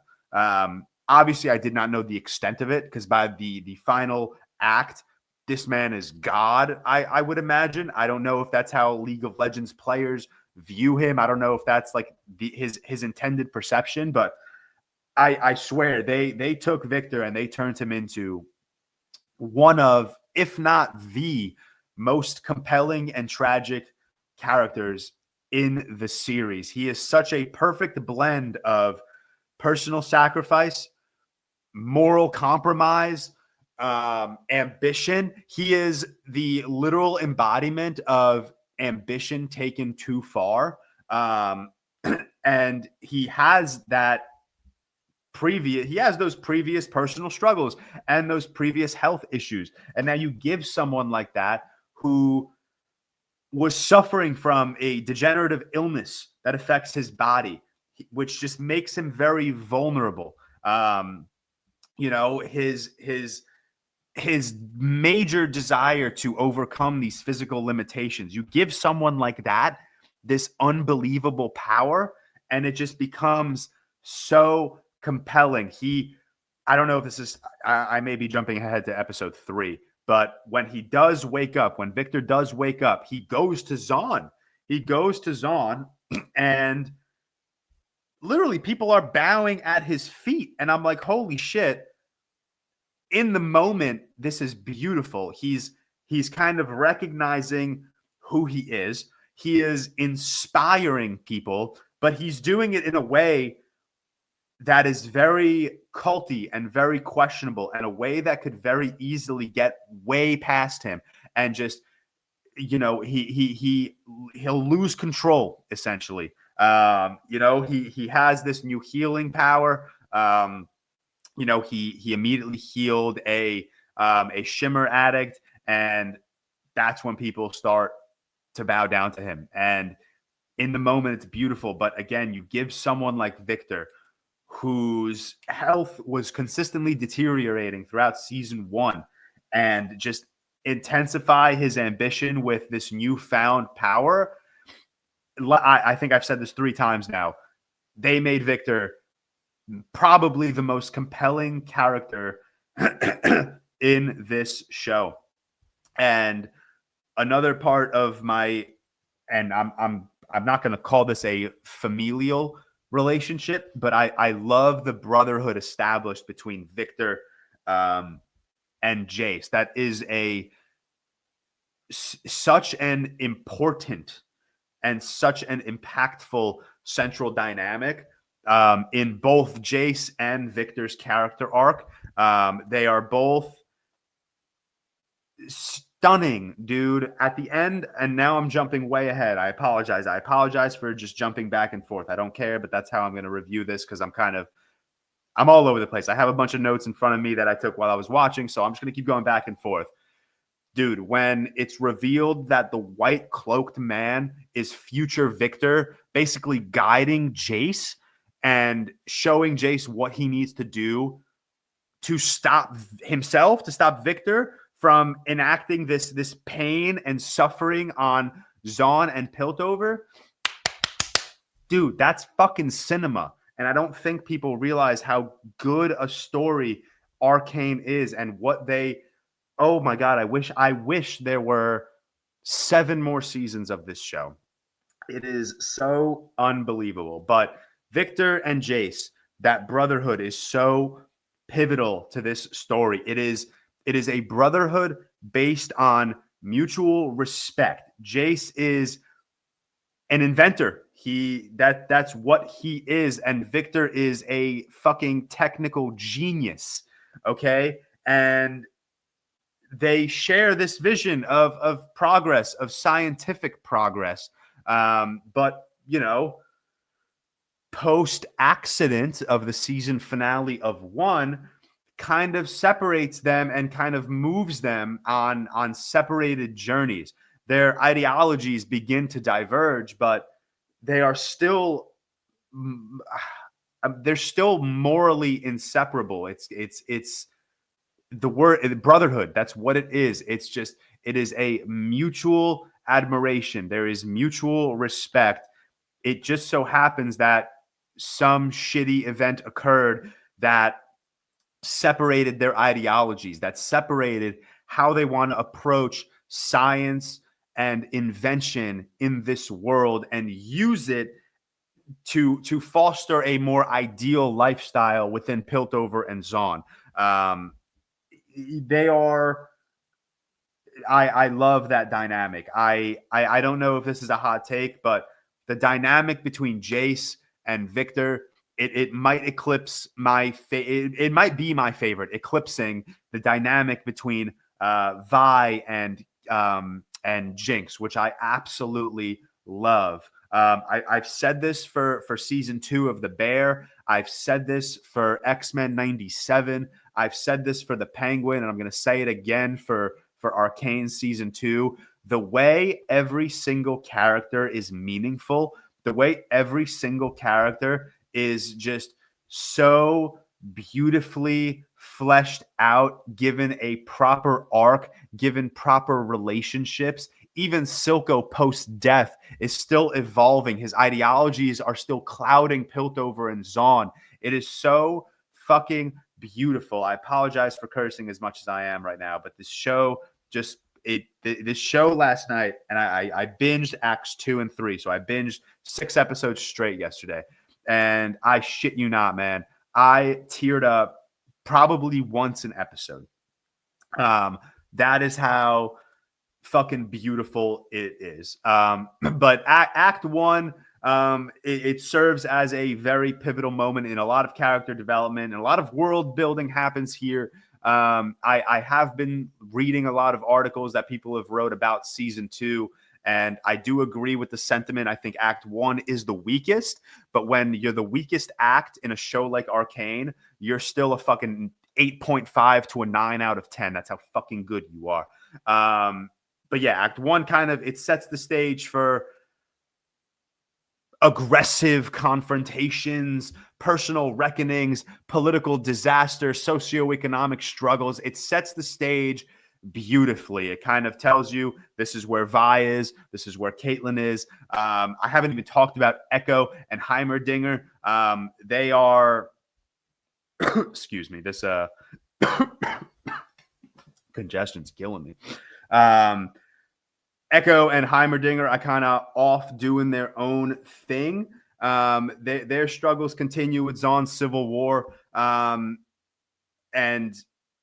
they're trying their best. They are not Heimerdinger, maybe Echo, certainly not, but they are not intellectually and ideologically on the level of Jace and Victor. So they look at the world from a much more peaceful lens. And when we get to episode 7, this, I think I said this already on this episode, this might be a hot take. Episode 7 might be my favorite episode of this entire fucking show. What they did with Echo's character, bringing him to that alternate universe of peace within Zahn, giving him a taste of the relationship he could have had with Powder had shit not hit the fan. It's truly beautiful. And then the way Echo evolves from being this, I don't want to say sidelined character, because he never was kind of on the level of importance of a Vi or a Jinx or a Jace or a Victor. But the way they make him such an integral part of the final confrontation in this show, and the way they kind of incorporate what he went through or what he experienced in that alternate reality in episode 7, dude, that's beautiful stuff. That is beautiful stuff. I cannot stress to you enough how beautiful that is. That is, oh my God, that is Kate Hudson, yellow dress, How to Lose a Guy in 10 Days, beautiful. That is how beautiful it is. Okay, that is co-hosts of the ReelTok podcast, beautiful. It is so gorgeous. The last part of Act 1, and I'll kind of, I'm spending so much time in Act 1 right now, but I do think Act 1 sets the stage so beautifully for Act 2 and 3, and we'll talk about that in just a bit. There is a doctor. I've learned now that his name is Singed. I don't think they ever refer to him as that in the show. I could be wrong, but I did read somewhere that this doctor's name in League of Legends is Singed. I don't know if he's a doctor, whatever he is. But Act 1 ends with Singed feeding this. In the moment, I had no idea what it was. I had no clue what it was. It was this giant monster. And I posted my TikTok video talking about that. And someone commented, I am a 10-year-long League of Legends player, and even I'm not prepared for that human-wolf hybrid. So in that moment, I was like, oh, shit. This is about to be fucking sick. But we move into Act 2, and this is kind of where Act 1 establishes these characters. It puts you exactly where they are in time. It puts you into their mental psyche. It puts you into, in the case of Victor, a literal new body. But Act 2 is kind of where things get out of control. Act 2, and before we get into spoiler discussions, what are the episode names? 4 is Paint the Town Blue. 5 was Blisters and Bedrocks. And 6 was The Message Hidden Within the Pattern. That might be the best 3-episode run any TV show has ever had. I don't mean to be hyperbolic. That is 3 11 out of 10 episodes in a row. I could not believe my eyes, okay? Jinx is out of control. I skipped over her adoption in quotations of Isha, and I love that dynamic. I love that. I don't know if Isha is a character in League of Legends or if they just introduced her for Arcane just to give Jinx that sympathetic side, but I absolutely love her relationship with Isha, how she wants to be a mentor. She doesn't know how to be a mentor, so she's basically like, hey, life fucking sucks, and you need to acknowledge that and accept it. That is how Jinx is mentoring this fucking 7-year-old child, by basically saying, shit sucks. The world sucks. Life sucks. Piltover sucks. I suck. My sister sucks. Everyone sucks. And once you acknowledge that, you'll live a happier life. Basically teaching this girl, you got to be badass. You have to stand up for yourself. You have to take shit from no one. But kind of playing opposite to that very aggressive mentorship style, there are these beautiful moments with Jinx and Isha where Jinx is kind of she wants to be that bigger sister to Isha that, you know, maybe Vi never was to her. So again, that kind of goes back to my earlier comment. Jinx is struggling so much with past traumas and struggling to reconcile relationships with her own sister. So she's putting herself in her sister's shoes, putting Isha in Jinx's shoes, and kind of unfolding that relationship in a way that she would have liked Vi to kind of unfold her and Jinx's relationship. It's just good writing, man. It's just good fucking writing. But Jinx is out of control kind of in Act 2. She's very volatile. She's growing instable. She's growing unstable. She's having these bouts of paranoia that just give her these very violent outbursts, and she believes everyone's against her, which is such a fair thing to think. Like, if I were her, I would also think that everyone's against me. For fuck's sake, 2 episodes ago, she saw her older sister Vi in an enforcer uniform. I can't even imagine what I would have done if I were in Jinx's shoes and I saw my sister in an enforcer uniform after what they did to everything, to Zahn, to our parents, to our family. Oh my God, that probably fucked her up so badly. I can't even imagine what she's thinking, but she is absolutely correct or at least she's correct. She's correct in thinking everyone's against her. I would be thinking the same thing as well. It's fucking crazy. But we have a declaration of martial law in episode 4.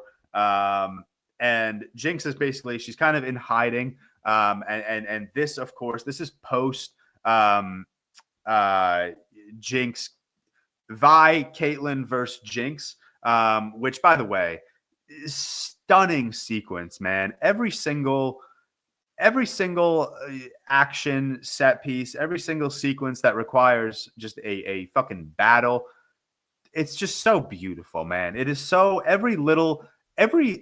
what makes the show so fantastic is just every tiny attention to detail. It is fucking beautiful. But at the end of Act 1, post that encounter, Jinx gets away. Caitlyn and Vi leave each other because Caitlyn was going to shoot Jinx in the fucking face, without a doubt, which was crazy. But they leave. Jinx goes into hiding with Isha, and Caitlyn was appointed commander-in-chief, appointed by Ambessa, who obviously we go to find out that she orchestrated the hit on the memorial service in episode 1, but that's not till down the line anyways. So Caitlyn, I will say one thing I think I'm overlooking is these time jumps. This show doesn't really have like title cards that say like, 6 months in the future, a year in the future. But when we're in Act 2, we're introduced to Maddie, who is Caitlyn's new boo thing. Jace, Echo, and Heimerdinger, they've been missing.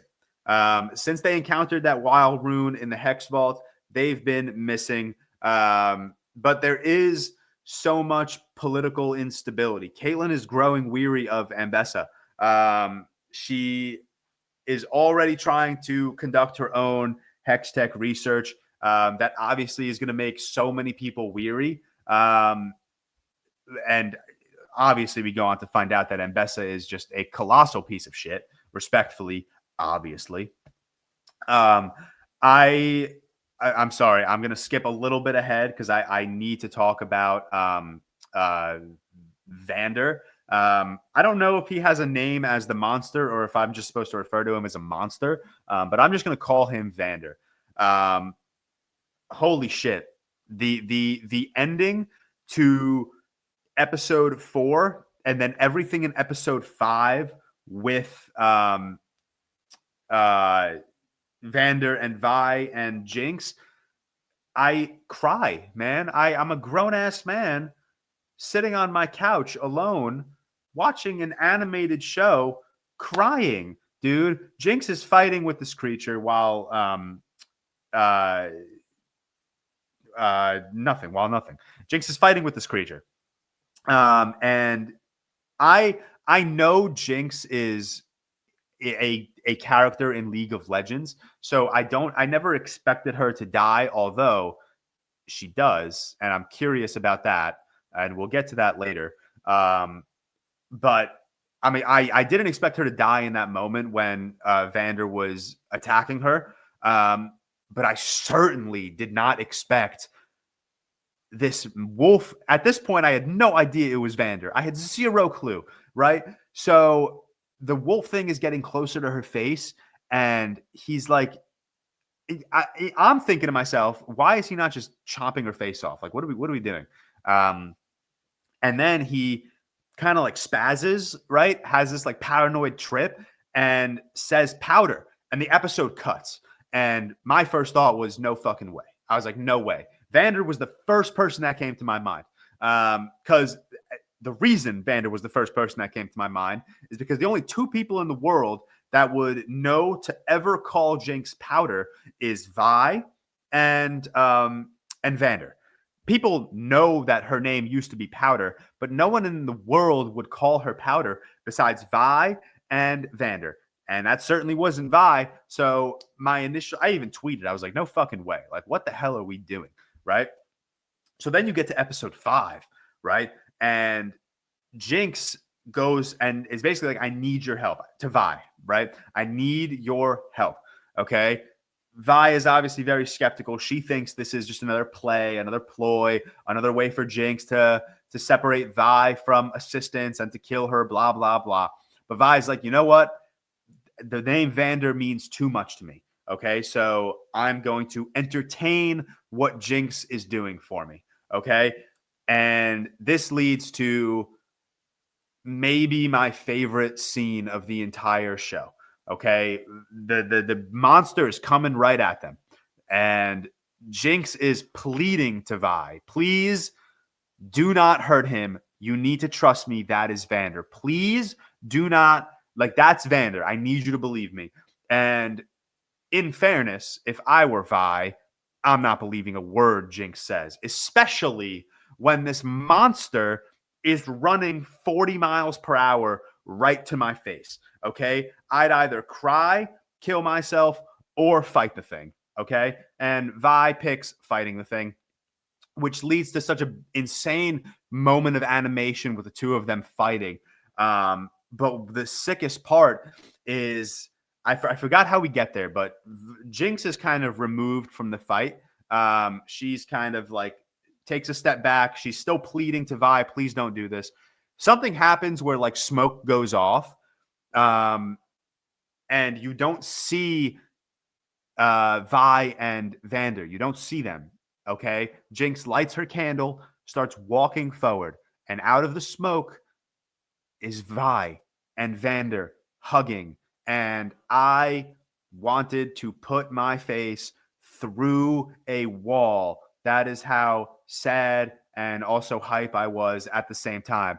And then they open, Vi and Vander kind of open, and Vi reaches her hand out to Jinx and goes, he's your dad too. And I had to pause the show because my eyes were so watery. That was so stunning. I need my co-hosts to watch this show. It is so unbelievably good, man. And moments like that, I swear, every single moment, there are so many moments just crafted to absolute perfection. It is every episode. It's like, how can you get better? And then the next episode, it's like, oh, that's how you can get better. It is so stunning. I can't even begin to fucking begin to express my thoughts right now. Victor in Act 2, or actually, let's move to Caitlin in Act 2 because I'm talking about Jinx and Vi. As I mentioned earlier, Caitlin kind of her arc somewhat deepens, and she's very torn between her duty as the new commander in chief. She's torn between that. She's torn between personal motivation. She's still anti-Jinx, Jinx killed her mom. I wouldn't fuck with Jinx either if she killed my mom. And then she's also trying to deal with very separated tensions between Piltover and Zaun. And as the new commander in chief, that shit's not easy. So she is very challenged morally, which I love. And I've said this earlier. I love that every single character is challenged, whether they are being challenged morally, scientifically, socially, economically, politically, familially. I love that every single character just has something they need to overcome for the betterment of this universe. And I absolutely love that. Victor, now we'll move on to Victor. It's in Act 2. He used to be the sympathetic character. He used to be the character that, and he still, regardless of whether or not you agree or disagree with Victor's motives, he is just way too compelling not to sit up every single time he is on screen. But he goes from a very sympathetic character to someone with much darker methods. He's starting to embrace his very, I'll say, sinister scientific ambition. And he kind of, it turns to desperation. It turns to desperation, and he becomes such a threat to destabilize everything, as if things aren't already aggressively destabilized.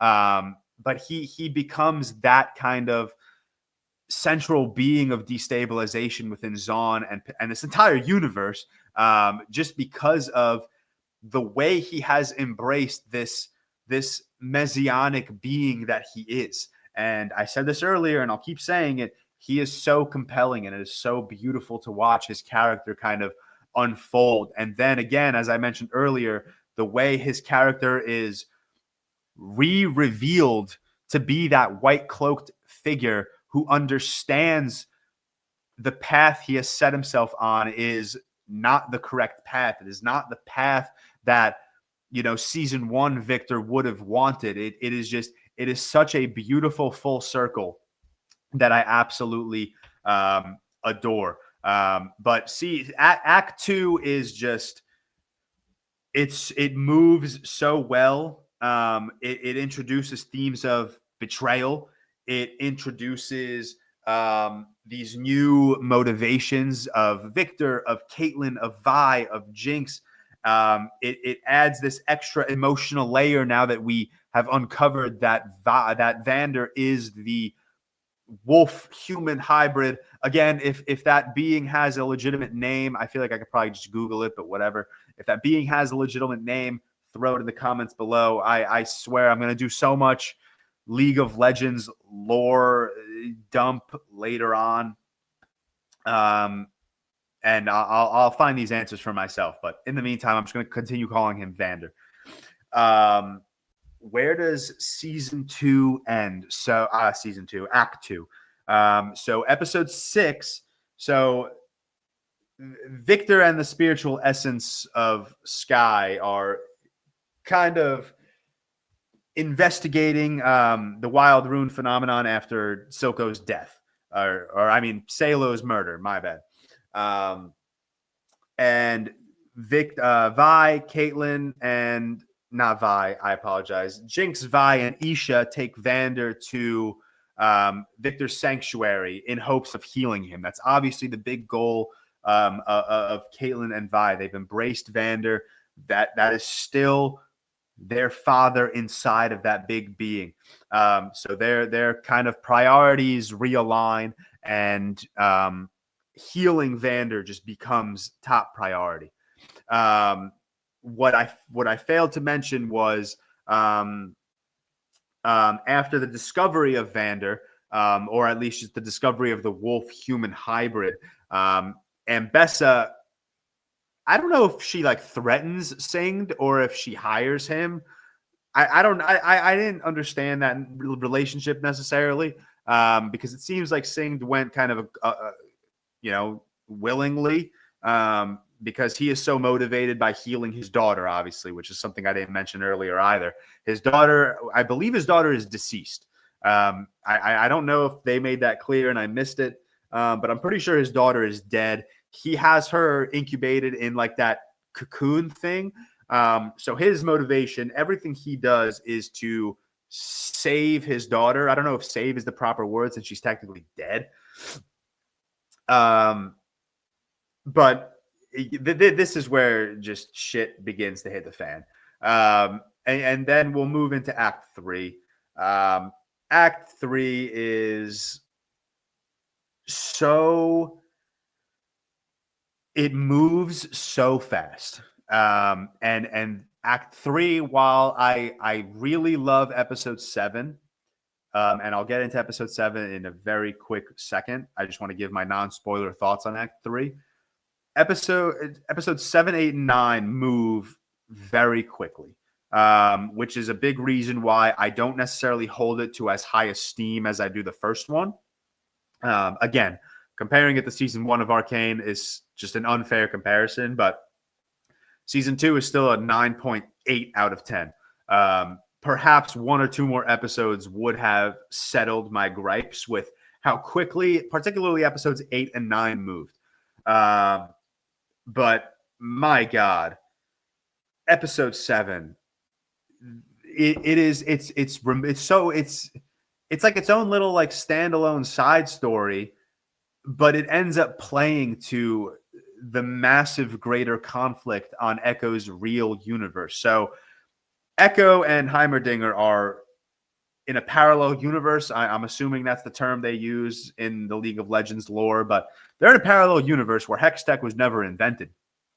And all of their loved ones are alive. Milo, Benzo, Klagor. The only thing, Vander and Silco are all buddy, which is crazy.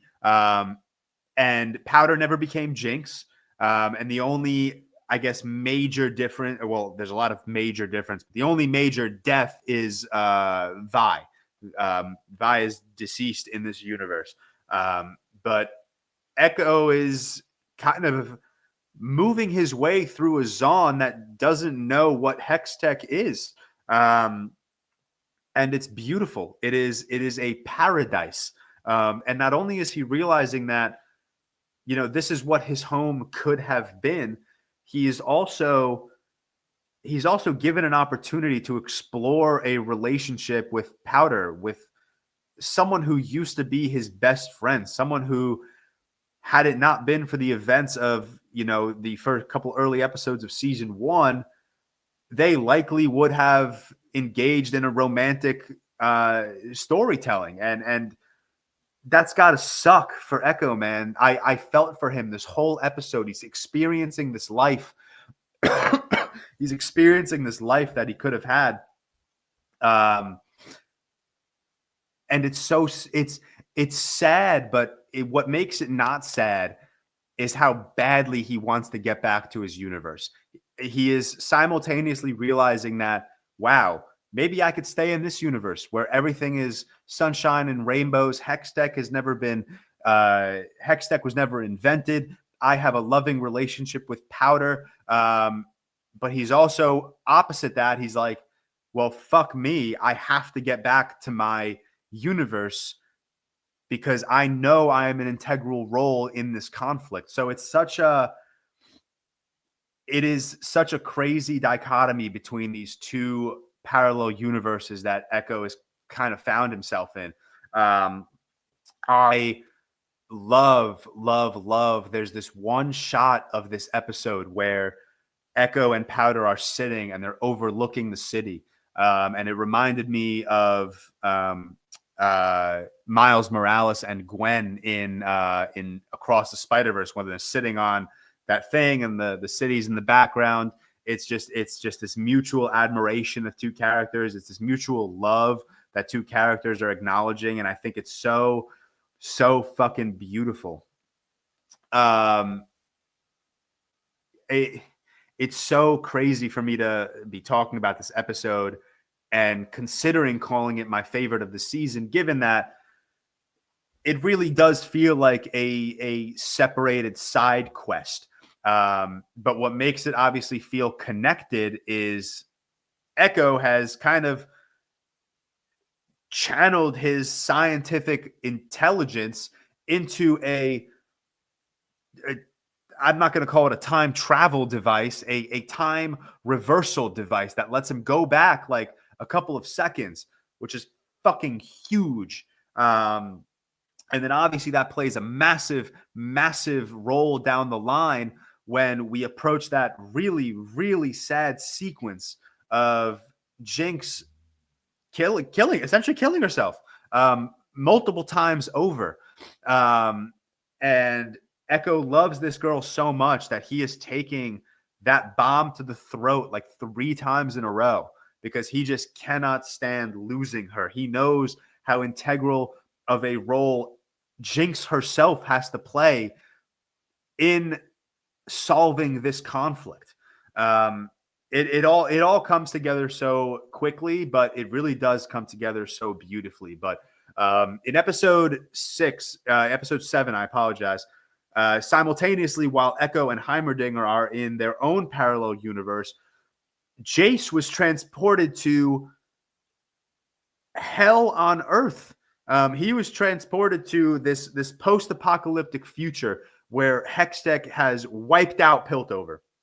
And it's this back and forth between Echo and Heimerdinger in a universe where Hextech was never invented versus a universe where Hextech wiped out everyone. That is how unstable and important Hextech is to this universe. And they use this one episode so beautifully in kind of outlining that difference between a Hextech that was never invented and a Hextech that was invented and never regulated, which is absolutely insane. But Jace is basically, this is where, and I've alluded to him several times, but this is where he unites with that hooded figure, and we don't know who this guy is. For some reason, I thought it was Silco. I don't know why that was the only name coming to mind. I didn't think it was going to be Victor himself. And I will say, as everything was unfolding and as I had it in my head that was Silco, a part of me was like, this is cool. Like, this would have been, and I love that it's Victor. I love that it ends up being Victor. But a part of me was kind of like, wow, imagine that was Silco. Imagine that was the ruler of the Undercity who has kind of evolved in this parallel universe to recognize just how volatile and powerful Hextech is. And now he's the one guiding Jace, basically showing him that this needs to be undone. I think that would have been a fantastic character moment for Silco. But the fact that it's Victor, I think, plays even better. The fact that it is the man responsible for this post-apocalyptic world coming back and guiding Jace, basically saying, you need to stop this. Telling Jace, this is where that brotherhood comes in. He is, Victor in that white cloak is telling Jace, dude, you are the only one that can get through to me. And you need to do so. You need to go back and make sure that this parallel universe never becomes a reality. And that one conversation, it goes right back to just that mutual admiration of each other, where Victor acknowledges that Jace is the only person that can convince him otherwise. And Jace obviously promises to do exactly that. Jace is basically like, yes, fuck, I have the weight of the world on my shoulders right now, but I understand that I'm the only one in the world that can do this, that can stop Victor from kind of doing what he intends on doing. And then the back two episodes, this is I mean, it's an original thought, I guess, because I had this thought because before I did a lot of reading. But it's technically not an original thought because I've heard a lot of people say this. These back two episodes move fast, especially when you open Act 3 with such a high of episode 7.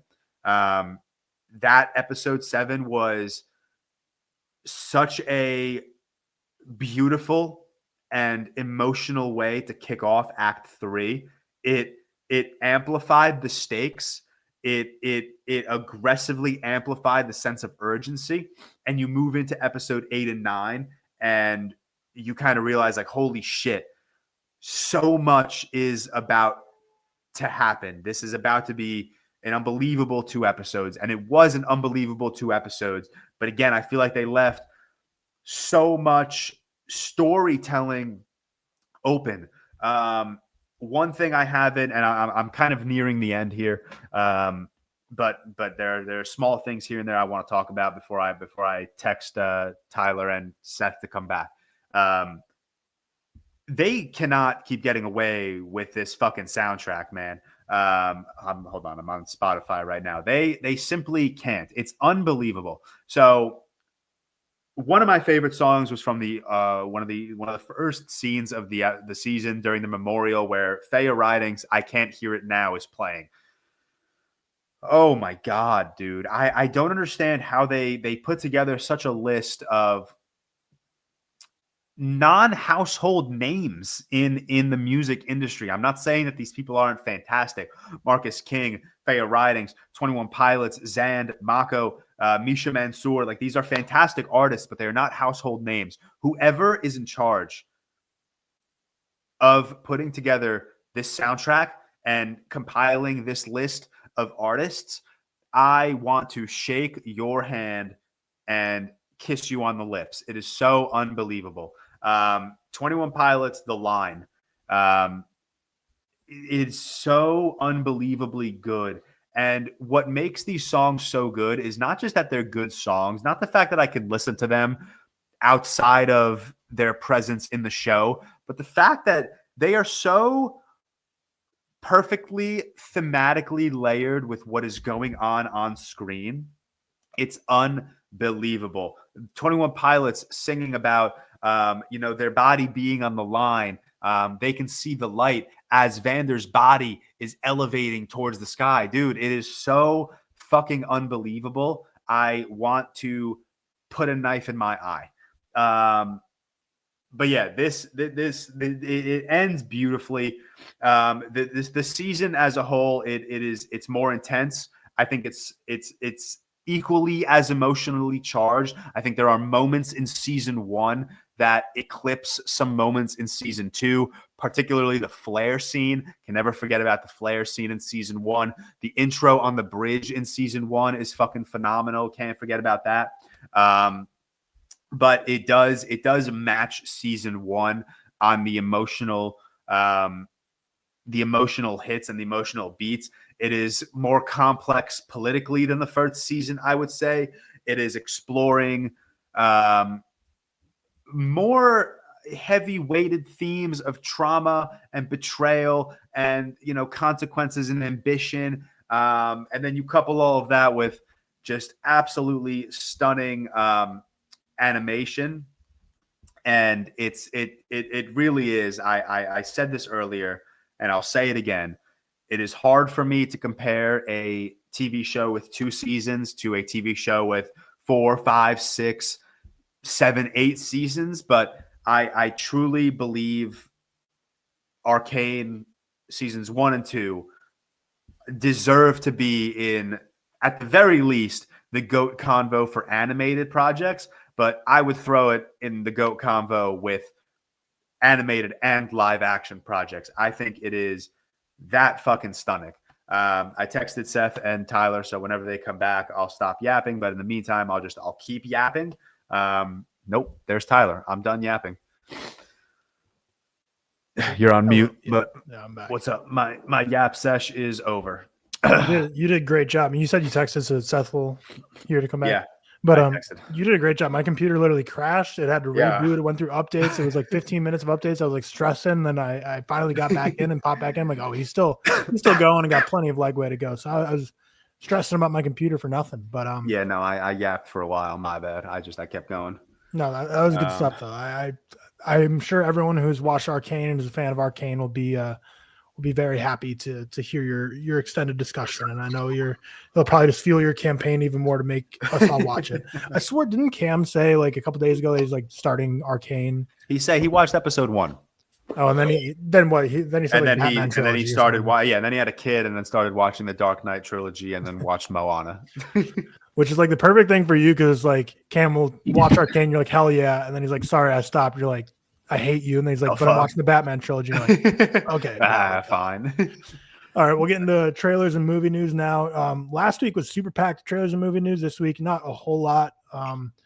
We got the new trailer for Sonic 3, which again, same thing we saw with Sonic 2, is just has such a massive following online that we're not really part of the Sonic fandom, but I've seen both. Have you seen either of them, Seth? I've seen both. I used to play Sonic. That's all. I haven't seen the films. They've never really interested me. And I tweeted this when and I wasn't even being like when the Sonic 3 trailer first came out. I wasn't even being patronizing, but I was like, I can't believe how much engagement. You know what I mean? When it dropped and it was getting like hundreds of thousands of likes on like discussing film, whatever. I was like, I know it's Sonic, but like it's the third film of a. You know, I just didn't. They're huge. Everything people post about them is so big. I had no idea. Like I wasn't surprised. Obviously, the Super Mario Bros. Movie did very well at the box office and was generally liked. But I feel like the tweets and like posts about it didn't like catch fire the way like Sonic just goes like mega viral every time news comes out about it. So it's like odd because I feel like they'd be the same level, but I feel like Sonic online is just way more hyped They can up. post like a picture of like early look at Shadow with his gun or something. And it'll get like 100k likes. Yeah, it's insane. Crazy. And I see people like sharing it. I'm like, what the fuck? This is crazy. And you know what? Admittedly, some of the like animated sequences that I have seen, not many, actually look kind of cool. Like it doesn't look like, you know, shit. But I've not even seen the first two, so I have no idea if they're good or not, you know? I know it's like Jim Carrey's like he basically retired and these are kind of his I guess swan song, pretty much. This probably will be his last. Well, it wasn't the story like one of his kids is like obsessed with Sonic? I think so. Yeah, just like something like that. Yeah. Yeah, I think that was the case. It was like who am I thinking of? Who plays Aragorn in Lord of the Rings? Viggo Mortensen. Viggo Mortensen. Like his kid convinced him to play that role. It's kind of like one of those things.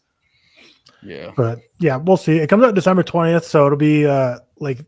I'm sure that'll be like the big ticket item for like the Christmas season. So like you'll pull up to the theater, parking lot will be overflowing. You're like, shit, man, like this theater about to be packed. Then you pull into Nosferatu or Baby Girl or any of the movies we actually want to see. And you're like, oh, sweet, there's like 3 people in here and every single car parked here is for Sonic 3. Yeah. So, but yeah, obviously tons of movies coming out that time of year. That one's going to be the clear box office winner unless I'm forgetting something. But I think it's mostly like smaller. I mean, you know, to us, Nosferatu, A Complete Unknown, these movies are huge, but like, A Complete Unknown will probably do well. Complete Unknown's a weird one though, because it like just with like Bob Dylan, it could do really well. Like, yeah, it's like Bob Dylan's such a hard artist to peg. Like how many?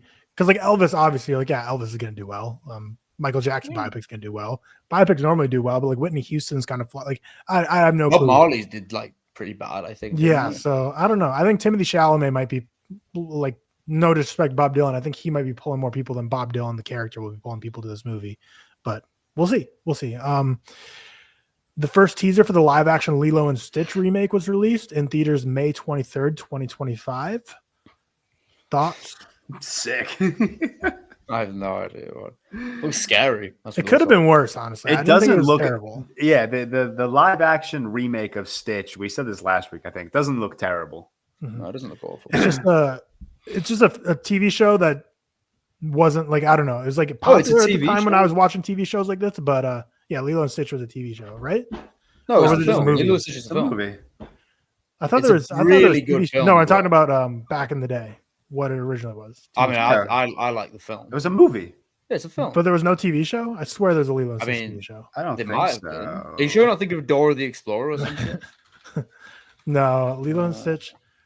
Okay, there was a series, but I don't think that's what. Yeah, 2003. There was 2 seasons. Oh, I do not Oh, remember. I've never. But yeah, then obviously I used the to watch animated film film. a lot. The film's good. Yeah, I just something that I never had that much of a connection to, so not really chomping at the bits either way, positive or negative for this. Black Friday had a ton of movie deals. Did either of you pick up anything for Black Friday? DVDs, movies? Not a thing. I only bought 2 Criterion. I bought Blowout on Criterion just because I didn't have it and I want to rewatch it. And I bought. Have you guys ever heard of the film Happiness with Philip Seymour Hoffman? It's so it's like really, I mean, here anyway. You can't stream anywhere. It's said to be like one of the most disturbing films ever. Not in like a way of like, I guess, grotesque imagery, just like thematically. It's got a 4 on Letterboxd. My friend's one is like 4.2. It came out in the like 98, I think. It's really, really highly regarded. It's said to be one of Philip Seymour Hoffman's like best roles. So I bought that on Criterion. I'm really, really looking forward to watching that actually. But that's kind of the only 2 that I bought, I think. Yeah, I only bought 2. Yeah. Yeah, I feel like if I was a more physical media guy, I probably would have done some stuff because I saw like there was some great deals, like $7.99 type stuff for like 4K ultras. But I mean, I got two Criterions for like £33, which is probably what, like $40, or something. So that's like cheap for Criterions. Cheap. That's how much one is here. Yeah, it's crazy. Charlize Theron continues to join the cast of Christopher Nolan's next movie. It's just kind of fun because I feel like I remember doing this with Oppenheimer. Like we did, yeah, we like, for sure people. did. It's kind of like a fun, like we're now in round 2 of the next Christopher Nolan movie where we keep getting mega names dropped. Insane cast: Charlize Theron, Tom Holland, Zendaya, Robert Pattinson, Matt Damon, Anne Hathaway, Lupita Nyong'o. Is there any room for more people based on Oppenheimer's cast? Absolutely, but we'll see who gets announced next. Yeah, I mean, like if you think about Oppenheimer, there were people in it who had like, you know, you think about like Gary Oldman or what's his name? Casey Affleck, for example, who just had like these singular huge scenes, but they were so momentous to the film, and they're huge actors as well. So I can imagine him doing that with his next one. Yeah, exactly. Yeah, Rami Malek, a perfect example. Yeah, but yeah, so he's got more room, but still, like I feel like we knew it was Oppenheimer when these names were dropping. I feel like we still have such minimal details compared to normally with Christopher Nolan film. We have theories. We definitely knew it was Oppenheimer. Oppenheimer was revealed, I think, like... Actually, did we? I don't know if we did, you know. Yeah, Oppenheimer might have been like a year before that we found out like what it was, I guess, centered around and had more of a plot idea and stuff. Yeah, I think we're still like a year and a half away from when this is supposed to release. So we'll see when we first get confirmation. The Nosferatu and Sonic popcorn buckets were revealed, and I just wanted to ask a question: like, do either of you have any of the collectible popcorn buckets? I don't know if they exist here. I've never seen one here. I just think they're a thing. Yeah, every movie comes out with them these days. The only one I would have purchased was the Dune bucket, but it was sold out. Was that the worm one? Yeah, the one. What's the one that's just come out of the hammer or some shit? Lord of the Rings one. That was the most insane Lord of the Rings one. Literally like a multiple foot or meter long hammer with the popcorn. Where are you going to put that when you sit down? Where are you going to put that? I don't know if this was confirmed real, but you know that movie Y2K coming out? Yeah, the TV. Did you see? Yeah, the TV. That would be sick. Yeah, that would be the coolest. So like out there. I have one. I have the Doctor Strange one, and I use it for my golf cards, like golf scorecards. Which is I will say the Nosferatu. Like maybe it's just I don't go to like a commercial, I guess, cinema. So, but I don't think they existed. But the I haven't seen the Nosferatu one looks kind of coffin. Cool. Yeah, it looks kind of cool. Yeah. Oh, that's sick. Yeah. I mean, a lot of them do look cool when they come out with the popcorn branded ones. Like I thought Gladiators was pretty cool as well. Coliseum, yeah, cool. But a lot of how much are they? I bet they're expensive, aren't they? Yeah, they're pretty expensive. At least like what they started to do now. I don't know if they do this all the time, but when I got my Doctor Strange one, and what they did a lot back then is like they would put the popcorn in that.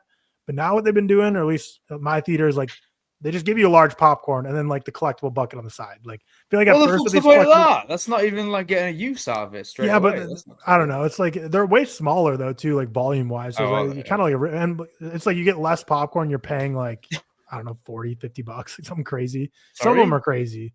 Depends on how intense they go, but yeah, it's insane. These popcorn buckets are taking over, and they're not going anywhere anytime soon.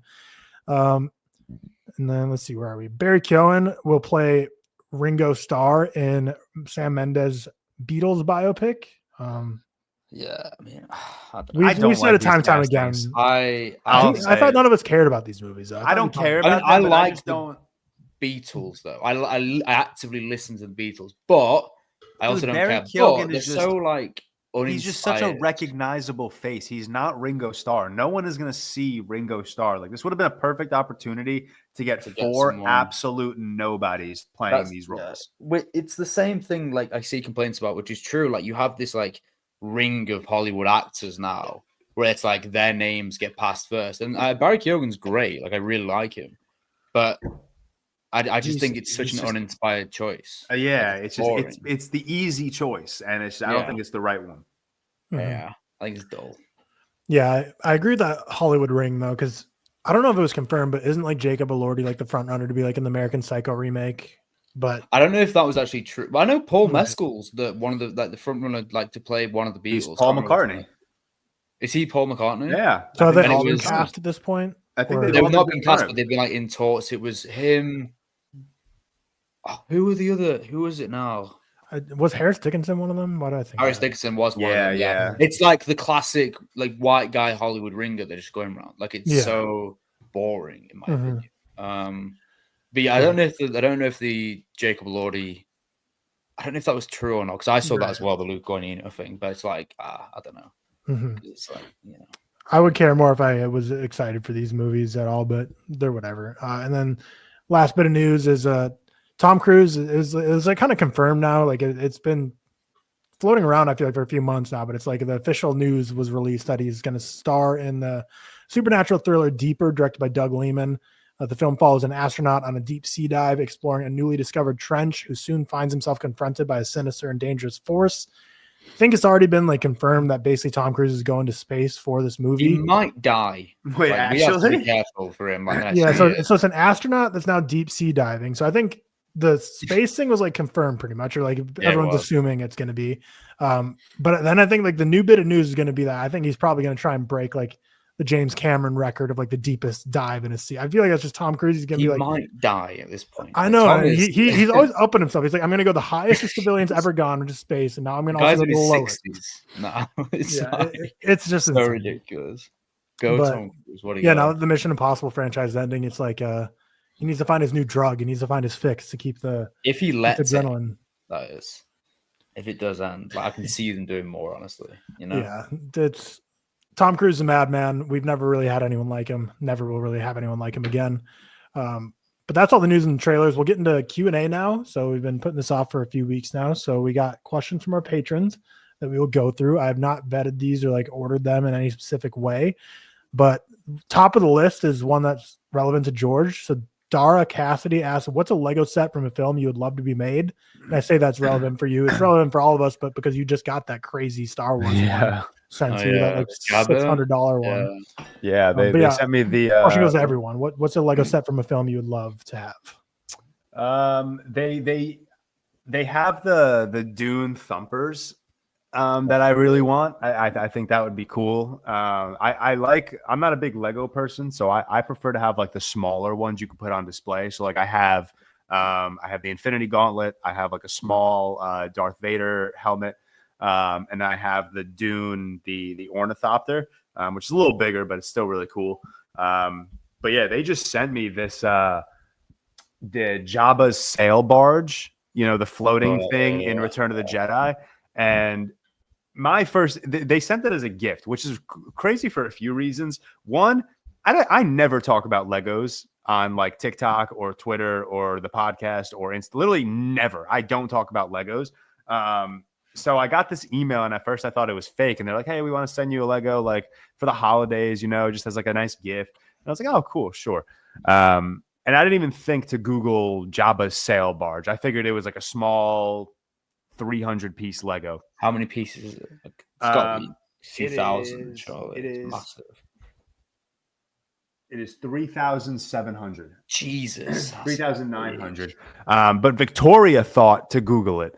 And she was the one that first saw that this is a $499 Lego set, which is crazy. Yeah, they're expensive. So I immediately, I'm not going to lie, I wasn't even going to post it on my story that they sent it to me, but I was like, damn, they sent me this Lego. Maybe I should post this on my story. That's fucking crazy. Mhm. But I'm excited. I mean, I'm excited to build it, but like I don't really want to build it in this apartment just because there's not a lot of space, and I don't even know where I would put it if it's like as big as it says. So this might have to wait like a year or two for Victoria and I to move to a bigger space. Yeah, I mean, one that I like the the Rivendell, like the Fellowship of the Ring one. That's really, really cool. It's like £500 or something. Like, I don't know about that. That exists though, so I guess it doesn't really count. I'd want like I don't know, man, like maybe like a Helm's Deep, Lord of the Rings one, like a Battle of Helm's Deep would be really, really cool. There is one that I like almost bought, 'cause I got into Lego for like a little bit a few months ago, or earlier on this year. And there is one that like almost bought, and that was the Daily Bugle like building, and you got like Doc Ock and Spider-Man fighting on the outside and shit. It's really, really cool. But I went against it. I'd probably get that one. But yeah, one that didn't exist is probably still like a Helm's Deep one. I don't think that's a thing. So maybe one like that. Yeah, I'm always torn when it comes to Legos because like Riley's kind of got into them. So I got her the Hogwarts one from last year for Christmas. But like, so the thing is like, when I'm giving a gift, like I'm like, I want it to be like a multi-day long, like a big Lego. Cause like, that's like more exciting to me. But then I'm like thinking the same thing George is saying. I'm like, but then what do you do when you get these massive ones? Like it might almost be more fun to just do like the smaller ones and just have like, you can put them on a shelf rather than just, that's what I did, what do you do with this massive platter? Also like so we re-gifted it. We don't even have it anymore. I don't want to be building Legos over like the course of a week. I want to sit down for like 2 hours and make the entire thing then. You know? It wouldn't take you like days. Yeah, exactly. So yeah, I might have to switch it up. But yeah, I don't really know what Lego said. I maybe like something from Fallout, just because Riley likes Fallout. No, just re-gifted to her. Brady Miller, let's see. Brady Miller asks, who is one active actor or actress that you think will become a really good director in the future? Ooh, that's a good question. That is a good question. One active. I gotta like open Letterboxd real quick. I think Tom Cruise, because purely for the fact that he's involved in so much of production of films now, and he has been for such a long time, that I think it's a safe bet he'd be able to create like a good film. You know, how sick would that be if he retired from playing in Mission Impossible but directs the next film? Directs the next one. Yeah. That'd be sick. Yeah, so he goes up in a plane like Bane with Christopher McQuarrie, and he's like, one of us is going to be in the wreckage. I'm taking over the franchise now, man. Damn, I don't know. Yeah, I'm going to say Tom. I feel like Glenn Powell's worked with Richard Linklater enough to like be able to direct something like like a more down to earth kind of film. Yeah, you got to think like that, like where it's like they've been collaborating with a certain director, working. Yeah, I mean, but even so, like had Monkey Man not come out, I would have never said Dev Patel. So like things just aren't like on my mind, you know. Yeah, that's a good question. Maybe like Andrew Garfield. I feel like he could be a sick director. Have him direct the next Spider-Man movie. Can't really think of anyone else. Like, it doesn't come to mind. Maybe let me see. Yeah, nothing's just coming to mind right now. I'm gonna go with Jason Schwartzman. So he's collaborated a lot with Wes Anderson writing. Oh yeah, that's a good one. He's part of the Coppola family tree. So I'm gonna go Jason Schwartzman. Give me Nick Cage. Nick Cage would make some insane. Same tree. You know what? I'm gonna say Casey Affleck. I could do that too. Yeah, I'm gonna say Casey Affleck. I feel like maybe this is the next Affleck brother to step into the director's chair. I feel like if he wanted to, though, by now he would have, because it's like Ben's been a director for a while now. It's like, what are you doing, Casey? Because no one will work with him. That's the issue. Like that's the problem with him, you know. Yeah, but people work with a lot worse people in Hollywood that are directors. True. I'm gonna say Nick Cage as well, because he's produced like a lot of stuff and he's worked with so many big directors. I can just see him making something crazy. Yeah, he'd make some insane stuff. Yeah. Or he could just make like National Treasure 3, 4, 5, and I'd be happy with that as well. Honestly. You just gotta go with like experience, you know. He's worked with the best of the best. Like you think about Tom Cruise, he's worked with everyone, you know. So I just feel like he picked up a thing or two, especially now he's in production with people all the time. Like that. Summer Ely asks, does anyone have a favorite fan theory? So the one that comes to my mind is I'm a big fan of the Tenet theory that like Maximilian, the kid, his name is Neil, is reverse. So like Robert Pattinson's actually the kid of Elizabeth Debicki all along, and the whole reverse time thing. Like I like that fan theory. That's the only one that comes to my mind of like a fan theory I really like for a movie is the tenet that Robert Pattinson's the kid. Either of you got anything come to mind?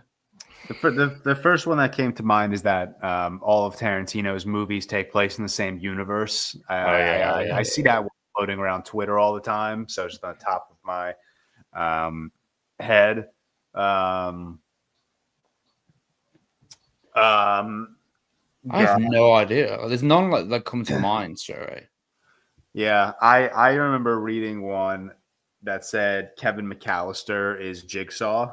Mm. I've seen that on top of a lot of lists, but I don't know. Oh, I like this one. I don't really engage with fan theories. No, I don't. Charlie and Chocolate Factory, not a reward, but a punishment. Because Willy Wonka's just a dick. He just like, here's the factory full of debt, by the way. That would make sense. There you go. That'd be kind of crazy. That's a cool one. I've never thought. I don't really like look into fan theories after or anything like that. Mm-hmm. Yeah, I'm trying to think of ones that are popular online, but here's a funny one. This notorious theory posits that Jar Jar Binks, the buffoonish amphibious alien that becomes a hate figure within Star Wars fan base following the release of Phantom Menace, was in fact a skilled Sith Lord. What a guy. That'd be crazy. There's always the fun, like Christopher Nolan one where it's like Leonardo DiCaprio like washes up at the beginning of Inception from like Titanic. Titanic. I don't know. There's like, I think there's like two or one, at least one other film that like either from the end of Inception picks up on it or something. But yeah, I like to think the end of Titanic, actually, he washes up in the wintry Alaskan frontier and he begins to be in the Revenant and he has to fight a bear. It's more fun than Inception. Oh, here's a good one I just read. Seth, ready? In Lord of the Rings, Frodo doesn't know Legolas's name. He never once says it. In the end scene where everyone runs in to see Frodo in the hospital, Frodo yells out everyone's name in excitement except Legolas. That is so funny. Yeah, I've seen that one. Just doesn't know his name. I don't think they ever actually speak or anything throughout the whole thing. I think that's the thing. Like they never say anything to each other. That is so funny. I never saw that. Samuel Rosen asks, who's an actress who has given one really great performance in your mind that you otherwise find not that good as an actor?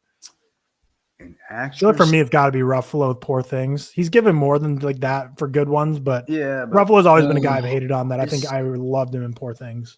I haven't liked a lot of like Chris Hemsworth.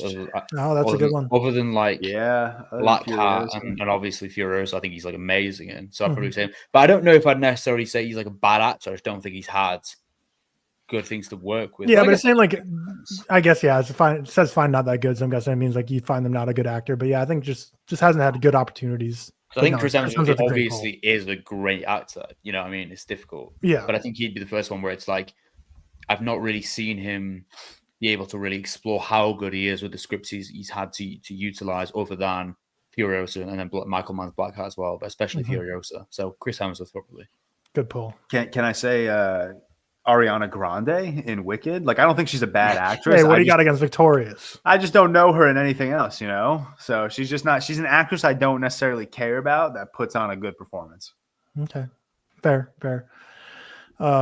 Stefan Nieberich asks, for any book to movie adaptations, have you ever read the book before seeing the movie? If so, how did that affect your rating of the film? And if not, would you ever do so? So just general, when there's a book to a movie, do you try and read the book before the movie? And does that affect you? I don't know how to read anymore. I don't know how to read. When I was younger, I frame it reading. You got to put it in like clickbait. Every paragraph. Yeah, like in like high school, like I read when you were Of Mice and Men before I watched the movie. I did Woman in Black. I did Woman in Black. Yeah, like we read these. But I am reading Dune Messiah. I've been reading it for a year, but I am reading it. Okay, so I will have that finished by the time Dune Messiah comes out. Hopefully, I can't think of one recently. I don't really read much. When I was younger, I used to read a lot. Like I used to read like Lord of the Rings a lot. If they produced any Lord of the Rings films of some of the other material, then I'll be good to go. But Outside of that, probably not. No, other than like George said, like The Woman in Black and Mice and Men, and yeah, it's really just like the high school books we read. Yeah, like what yeah. else? Yeah, I mean, I've read a lot of books that have been turned into movies, but I'm pretty sure like almost all of them are after the fact. Like I'd see the movie and then I want to read the book.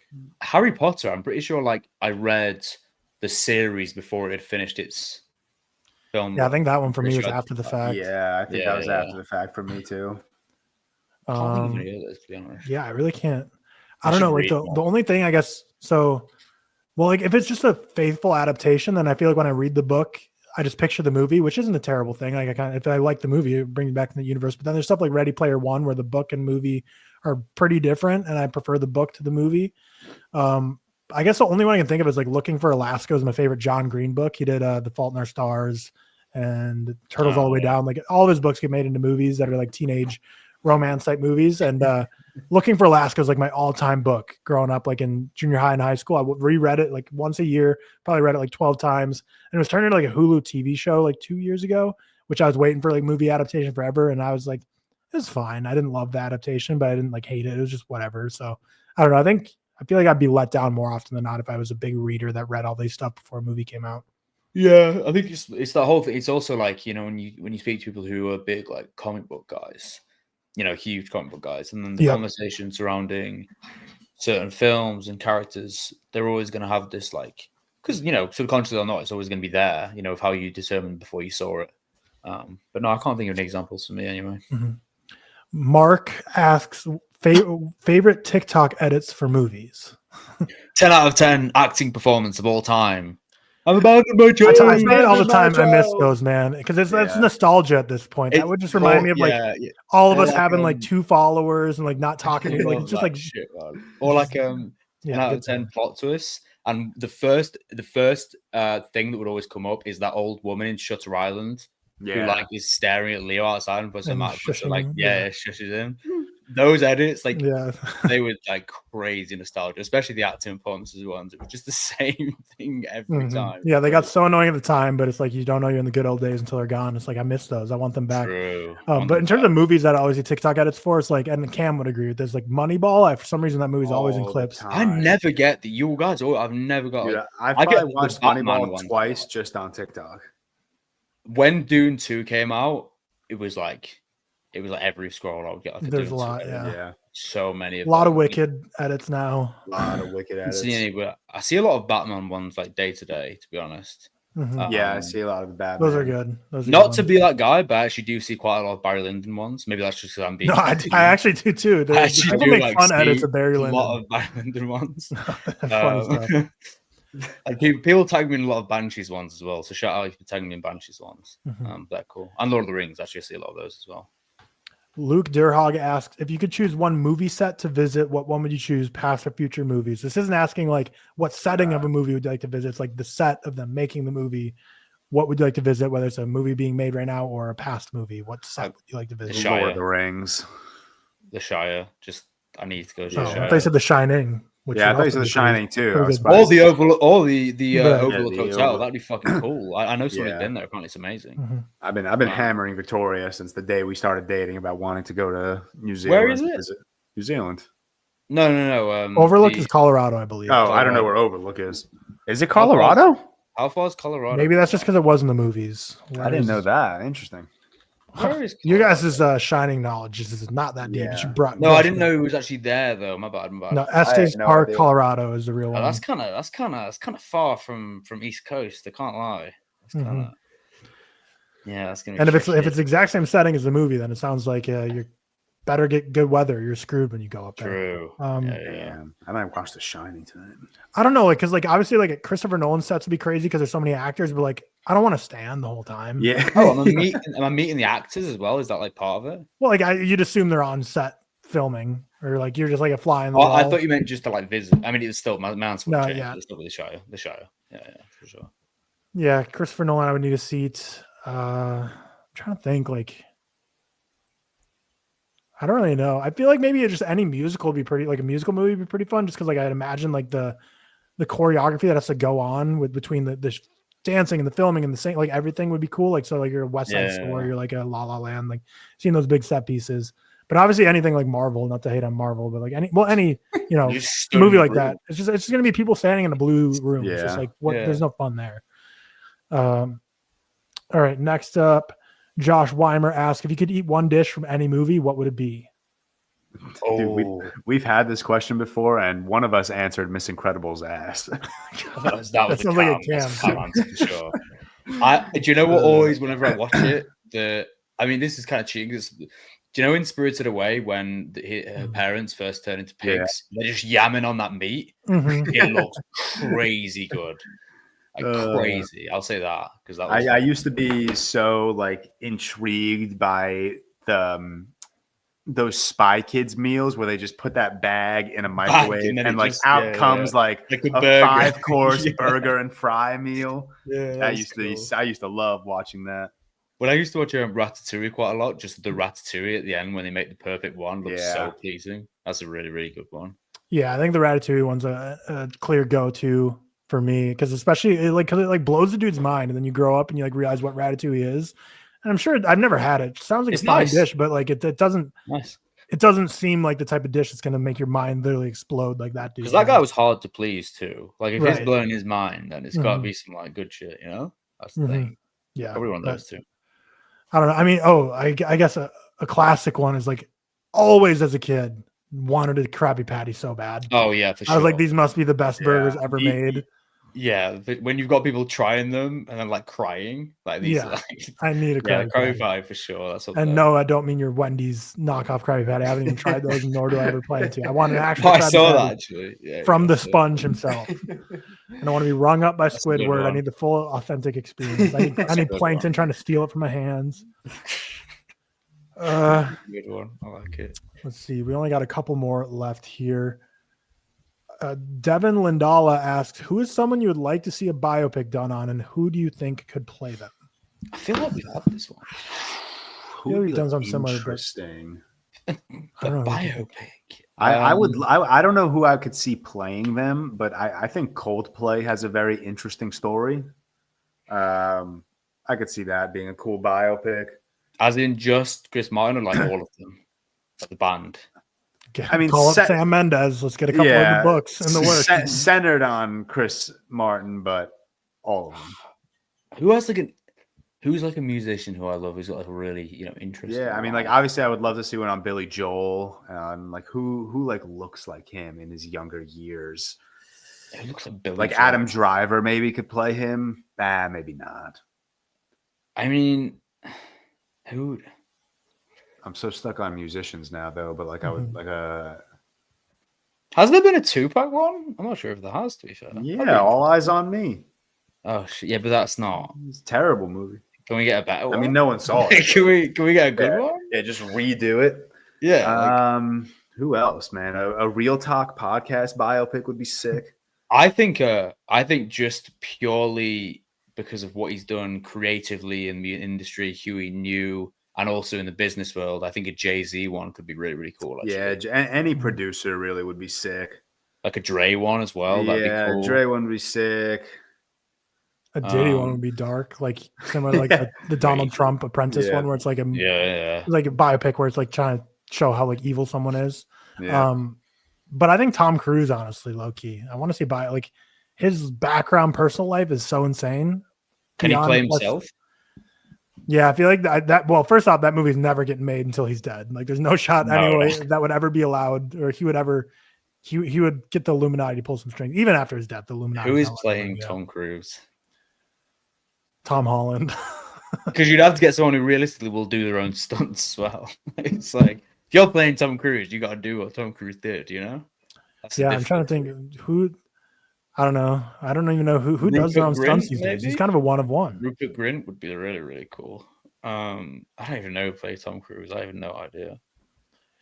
Glenn Powell, probably. I don't know. He's understudy. Yeah. All right. What else we got? All right. Last question. Let me make sure this last one. Yes. Last question from Ace. If a genie gave you one wish to bring any movie idea into existence, what would it be? It could be a sequel to something you've been waiting for. It could be a movie that you really didn't like that you want to see done better. It Could be something that's never been done before, your own idea, an adaptation of a book or a video game or something. I'm not smart enough to create my ideas. I'll say Alien Covenant, finish the trilogy. No, that's a great poll. Even though I haven't seen any of them, I feel like that's a good poll. Just get it finished. Get it finished, Ridley. I don't know. Give me a sequel to Zack Snyder's Justice League or something.